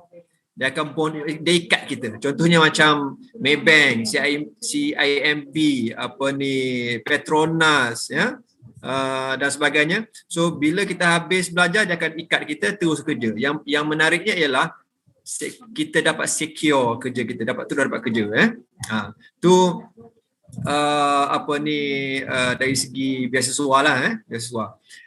Kemudian ada juga dipanggil derma siswa. Derma siswa ni yang macam Cikgu Fadli cakap tadi tu, ya, dia ada amount tertentu yang mungkin diberikan, biasanya contohnya dalam untuk belajar, dan dia boleh cover sehingga perkara-perkara asas saja, dia bagi one off. Ni banyak boleh dapat daripada pusat zakat dan sebagainya, maib melalui Baitul Mal dan sebagainya lah. Dia tak sebanyak beasiswa yang tadi itulah, ya. Dan seterusnya, yang ni pun tak bond, tak diikat. Maksudnya bila habis kita bebas untuk bekerja. Dan kita ada yang jenis yang ketiga, iaitu pinjaman. Pinjaman ni macam PTN dan sebagainya lah. Dan ada juga pinjaman boleh ubah dan sebagainya. Yang ni dia pun tak bond kita, tak ikat kita untuk kerja. Tapi dari segi secure untuk kerja tu memang tak adalah. Maksudnya kita bebas untuk bekerja, tapi tidak diberi tidak dijanjikan pekerjaan lah kepada kita. So itu benda-benda yang kita perlu tahu sebelum kita memohon apa-apa beasiswa. Dan kalau nak mohon beasiswa ni, kalau kita type dekat Google je, beratus-ratus iklan keluar, beratus-ratus website keluar, boleh pilih mana-mana, boleh tunggu nak explore je kat mana yang kita nak tahu untuk minta beasiswa. Soalan kedua. Ya, soalan kedua. Okey, soalan kedua. Bila nak interview untuk beasiswa tu? Okey. So bila kita dah ada macam-macam jenis interview sekarang ni. Okey, insya-Allah. So bila kita dah minta beasiswa, dapat rezeki kita, alhamdulillah dapat beasiswa, dipanggil untuk interview kan. Dapat rezeki untuk interview. So macam mana kita nak hadapi interview ni? Dia jenis-jenis interview ni pun banyak, ya. Sekarang ni dah tak macam dulu. Kalau dulu dia ada interview one to one, ya, dia nak tengok kita punya keyakinan kerja, bidang yang kita pilih, kenapa kita pilih bidang tu dan sebagainya. So kita kena tahulah, ya. Kemudian dia ada group interview. So kita masuk dalam bilik tu, ada rakan-rakan kita 5 orang 6 orang, ada interview kat depan. Dia tanya soalan dalam group. So dalam kes ni dia tengok macam mana kita interaction kita dengan rakan-rakan kita. Macam mana nak tengok mungkin elemen leadership yang ada pada kita. Siapa yang memulakan perbualan, siapa yang nak bagi pendapat yang banyak, pendapat yang sikit, siapa yang lebih berkeyakinan dalam memberi pendapat. So itu kita boleh tengok dari sudut group interview. Dan yang ketiga juga mungkin dia bagi satu test, satu projek. Ya, mungkin dia letakkan dalam satu bilik, dia bagi soalan untuk jawab dari masa sekian-sekian, tengok siapa yang dapat jawab dengan cepat, ataupun dia bagi game. Dia nak tengok macam mana kita nak menyelesaikan masalah dalam bentuk yang singkat. Ya, biasanya aktiviti-aktiviti yang berbentuk game ni dia come up dengan satu problem yang kita boleh selesaikan. So dia tengok macam mana kita buat decision. Macam mana kita nak buat kolaboratif dengan kawan kita nak menyelesaikan masalah, elemen networking dan sebagainya. So benda-benda tu kita perlu tahu dan kita perlu ambil pertimbangan yang penting lah untuk consider kalau kita dipanggil untuk interview bagi sesuatu beasiswa lah. Ya, so benda-benda tu semua tadi insya-Allah kalau kita explore, dia akan dapat bantu kita semasa sesi interview. Ya. Okey, terima kasih banyak pada Dr. Zul, dan kita dah tamat pusingan ketiga. Pusingan 1 sudah, pusingan 2 sudah, pusingan 3 pun sudah. Jadi sekarang ni kita nak buka soalan pula, open ended lah. Jadi kita punya soalan-soalan ni boleh ditanyakan melalui chat area dalam platform YouTube yang ada itu, ataupun boleh juga bertanya di Facebook kita, dan kita punya urustia boleh bacakan atau hantar kepada saya di sini. Di sini saya ada 4 soalan dulu, kalau ada lagi nanti saya akan terima lagi. Soalan yang pertama ni berkenaan dengan pilihan pengajian yang sesuai untuk masa depan. Sebab mungkin kita dengar tadi daripada Dr. Jo yang mengatakan tentang example lagi 10, 20 tahun akan datang, apa akan jadi di Malaysia ni atau di dunia ni. Jadi kalau nak pilih sekarang pengajian, maksudnya kita nak pilih bidang pengajian yang menjanjikan kerja pada masa akan datang. Ini mungkin juga berkisar dengan IR 4.0 ke apakah robotik ke apa. Silakan Dr. Jo. Terima kasih yang bertanya. Sebenarnya pilihan courses untuk masa depan ini pada pandangan saya lah, dia sebenarnya adalah kita dah start cakap terkait dengan fundamental. Fundamental ni dia boleh apa-apa courses, ya. Kerana apa? Masa depan itu sebenarnya dia tidak lagi bergantung kepada fundamental itu. Dia bergantung kepada ekstra. Ekstra itu sebenarnya sekarang ni semua universiti saya boleh katakan adalah semua universiti telah menyediakan bentuk-bentuk ekstra untuk pelajar itu bersedia masuk di dalam market kerja. Baik, saya nak relate balik pada analogi saya guna terkait dengan lesen memandu tu lah. Lesen memandu tu sebenarnya adalah courses lah. Semua orang ada lesen, semua orang boleh ada lesen memandu. Tetapi market nanti dia bukan datang untuk tengok dah ada lesen ataupun tidak. Tetapi market kerja pada masa akan datang, dia akan tengok bagaimana anda boleh meyakinkan saya untuk hire anda sebagai pemandu dengan ciri-ciri disiplin bekerja. Dengan kemampuan anda mungkin berbahasa yang lebih. Sebab apa mungkin nak jadi pemandu bas pelancongan begitu kan. Pemandu bas pelancongan dia dah ada lesen. Kita pun ada lesen kan. Tetapi kalau pemandu bas pelancongan itu boleh berbahasa Mandarin, boleh berbahasa Rusia contohnya, itu adalah ekstra untuk market pada masa akan datang. Kemudian bagaimana disiplin anda? Bagaimana anda sebenarnya bukan hanya ada lesen memandu tetapi tahu maksudnya maintenance kenderaan begitu. Ataupun anda bukan hanya ada lesen memandu tetapi anda boleh membuktikan kepada saya, kepada majikan bahawa anda adalah seorang pemandu yang menjaga keselamatan, maksudnya penumpang yang anda bawa begitu. Poinnya adalah, analogi yang saya nak bawa di sini adalah, walaupun kita bercerita maksudnya tentang masa depan, tetapi masa depan itu kalau dari segi courses, it's just a piece of degree yang semua perlu ada. Itu adalah license. Tetapi apabila nak masuk job market, market sebenarnya dia tak tengok license. Dia akan tengok bagaimana anda boleh menyumbang dengan lebih baik kepada ekosistem industri tersebut. Maksudnya disiplin anda bagaimana, kemahiran berbahasa bagaimana, maksudnya pengetahuan common sense macam mana, digital literacy macam mana, legal literacy, financial is very important. Kalau pemandu bas, dia mempunyai financial literacy, maksudnya dia boleh tahu waktu perjalanan bas yang sesuai, supaya apa, mungkin bunga tayar tu kita boleh reserve lama, maksudnya tidak pada waktu trip. Dia boleh menjaga kenderaan supaya apa, maintenance peralatan kenderaan itu dapat bertahan dengan lebih lama. Ini sebenarnya components yang menjadi keinginan ataupun demand pada masa hadapan.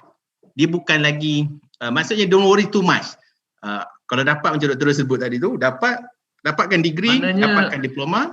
Bukanlah semata-mata kerana bidang yang dipilih. Tidak semestinya. Sebab market demand pada masa akan datang, dia akan melihat sejauh mana maksudnya the future employer itu, maksudnya mempunyai extra yang boleh rasa belong, kan? Bertanggungjawab, amanah, itu benda yang makin lama makin hilang. Dan saya rasa saya berminat satu Dr. Izwan, bagilah saya lah. Sila, tak ada hal. Okey. Kedekut sangat masa ni. Tak ada hal, okey je. Okey. Saya baru tengok report tau pada satu portal digital Coursera kalau biasa. It's quite interesting tau, sebab apa? Dalam report Coursera pada tahun lepas, masa PKP tu, banyak negara antara top list short courses yang maksudnya rakyat negara itu belajar dalam Coursera adalah terkait dengan well-being. Coursera ni apa? Coursera digital platform untuk belajar online. Okay. Jadi, courses dia adalah terkait dengan well-being, terkait dengan digital literacy. Ini bermakna masyarakat sebenarnya walaupun teknologi itu maju, mereka memerlukan kepada suatu ilmu untuk hidup sejahtera. Sebab tu orang cakap work-life balance dan sebagainya. Itu sebenarnya benda-benda pada masa akan datang. Jadi poin saya adalah, Dr. Izwan dah tak ke masa tu, poin saya adalah degree is a must, is a license, tetapi kita tak boleh lagi dah pada masa akan datang nak masuk market kerja hanya bawa license B kita tu. Kita mesti ada dengan, maksudnya equip diri kita dengan maksudnya extra skill yang ada. Kita sama ada kita dapat especially soft skill yang disebutkan tadi tu. Betul, kemahiran insaniah. Cuma tempat yang terbaik adalah di universiti. Tempat terbaik di universiti. Ya, betul. Okey. Jadi itu satu soalan. Kita pergi balik ke soalan yang kedua. Soalan yang kedua ni kita dengar dulu soalannya. Program yang ditawarkan tidak menepati program yang dimohon. Apa nak buat? Okey. Nak tukar program ke? Nak macam mana? Nak tanya. Okey. Saya rasa soalan ni saya rasa Dr. Rusli kena jawab. Okey. Kalau seperti mana yang saya beritahu tadi, terima kasih yang bertanya tadi. Sekarang ni kalau memohon UPU, UPU memang dia akan bagi yang 12 pilihan. Maknanya kalau katalah kita pilih tiba-tiba dapat yang 12 tu, memang nak tak nak memang kena terima. Kalau tolak tu memang tak dapat lah. Itu sistem UPU sekarang. Cuma seperti mana saya tadi, sebab dia tidak lagi single offer, jadi ada kemungkinan akan dapat daripada UPU, akan dapat daripada matrikulasi, akan dapat daripada JPK, akan dapat daripada pelbagai. Jadi itu peluang untuk memilih lah dan sebagainya. Apa-apa pun sebelum tu kena tengok result kita dan pilihlah accordingly. Itu je. Okey. Kita ada satu soalan lagi berkenaan dengan prestasi pelajar dan semangat pelajar. Berbeza sebelum dan selepas pandemik. Okey. Yang ini mungkin yang bertanya ni nak tahu berkenaan dengan akibat daripada pembelajaran online. Sebab kita tak boleh elak di sekolah, di universiti sama aja. Disebabkan pandemik ni, ada kalanya kita terpaksa online, ada kalanya kita buat secara yang untuk kursus-kursus yang terpaksa kita masuk ke laboratory, kita tak boleh lah buat online. Jadi macam mana dengan prestasi pelajar dan semangat pelajar? Mungkin Cikgu Fadli boleh jawab kot, sebab dia terkait juga, di sekolah pun sama situasinya ni. Okey, sila. Okey, terima kasih pada yang bertanya berkenaan dengan motivasi semangat belajar musim pandemik ni.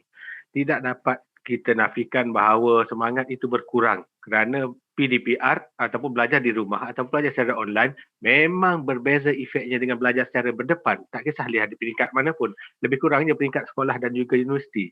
Namun kita ambil apa yang positif, apa yang kelebihan di zaman belajar secara online ini. Antara kelebihan yang paling besar adalah kita boleh mempunyai guru yang ramai.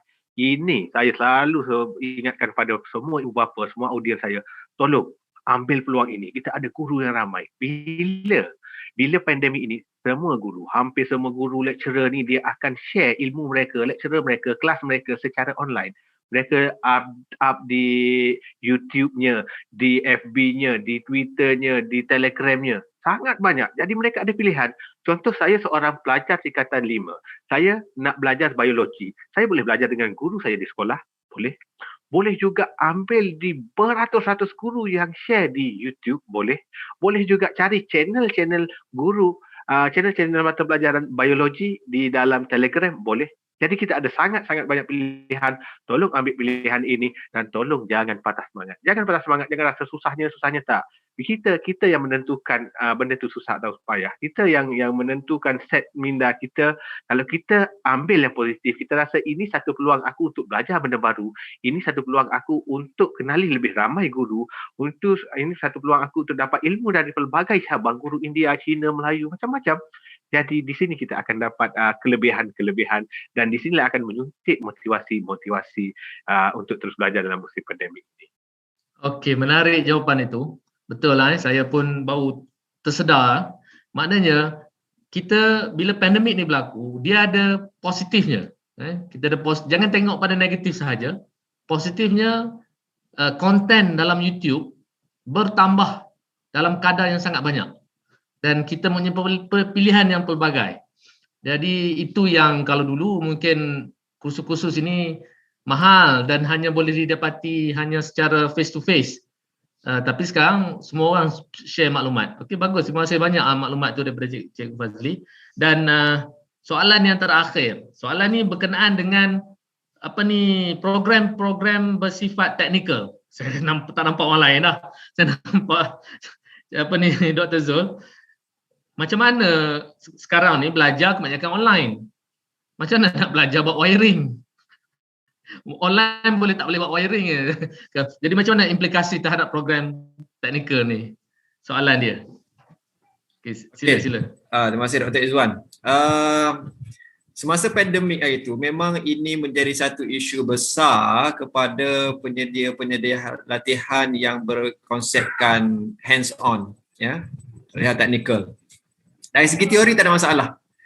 Kerana kalau kita lihat pun secara keseluruhan dekat dunia ni pun banyak pusat-pusat latihan yang tak beroperasi. Ya, yang tak beroperasi terpaksa berhentikan. Sebab apa? Sebab pergerakan terhad dan sebagainya. Namun begitu,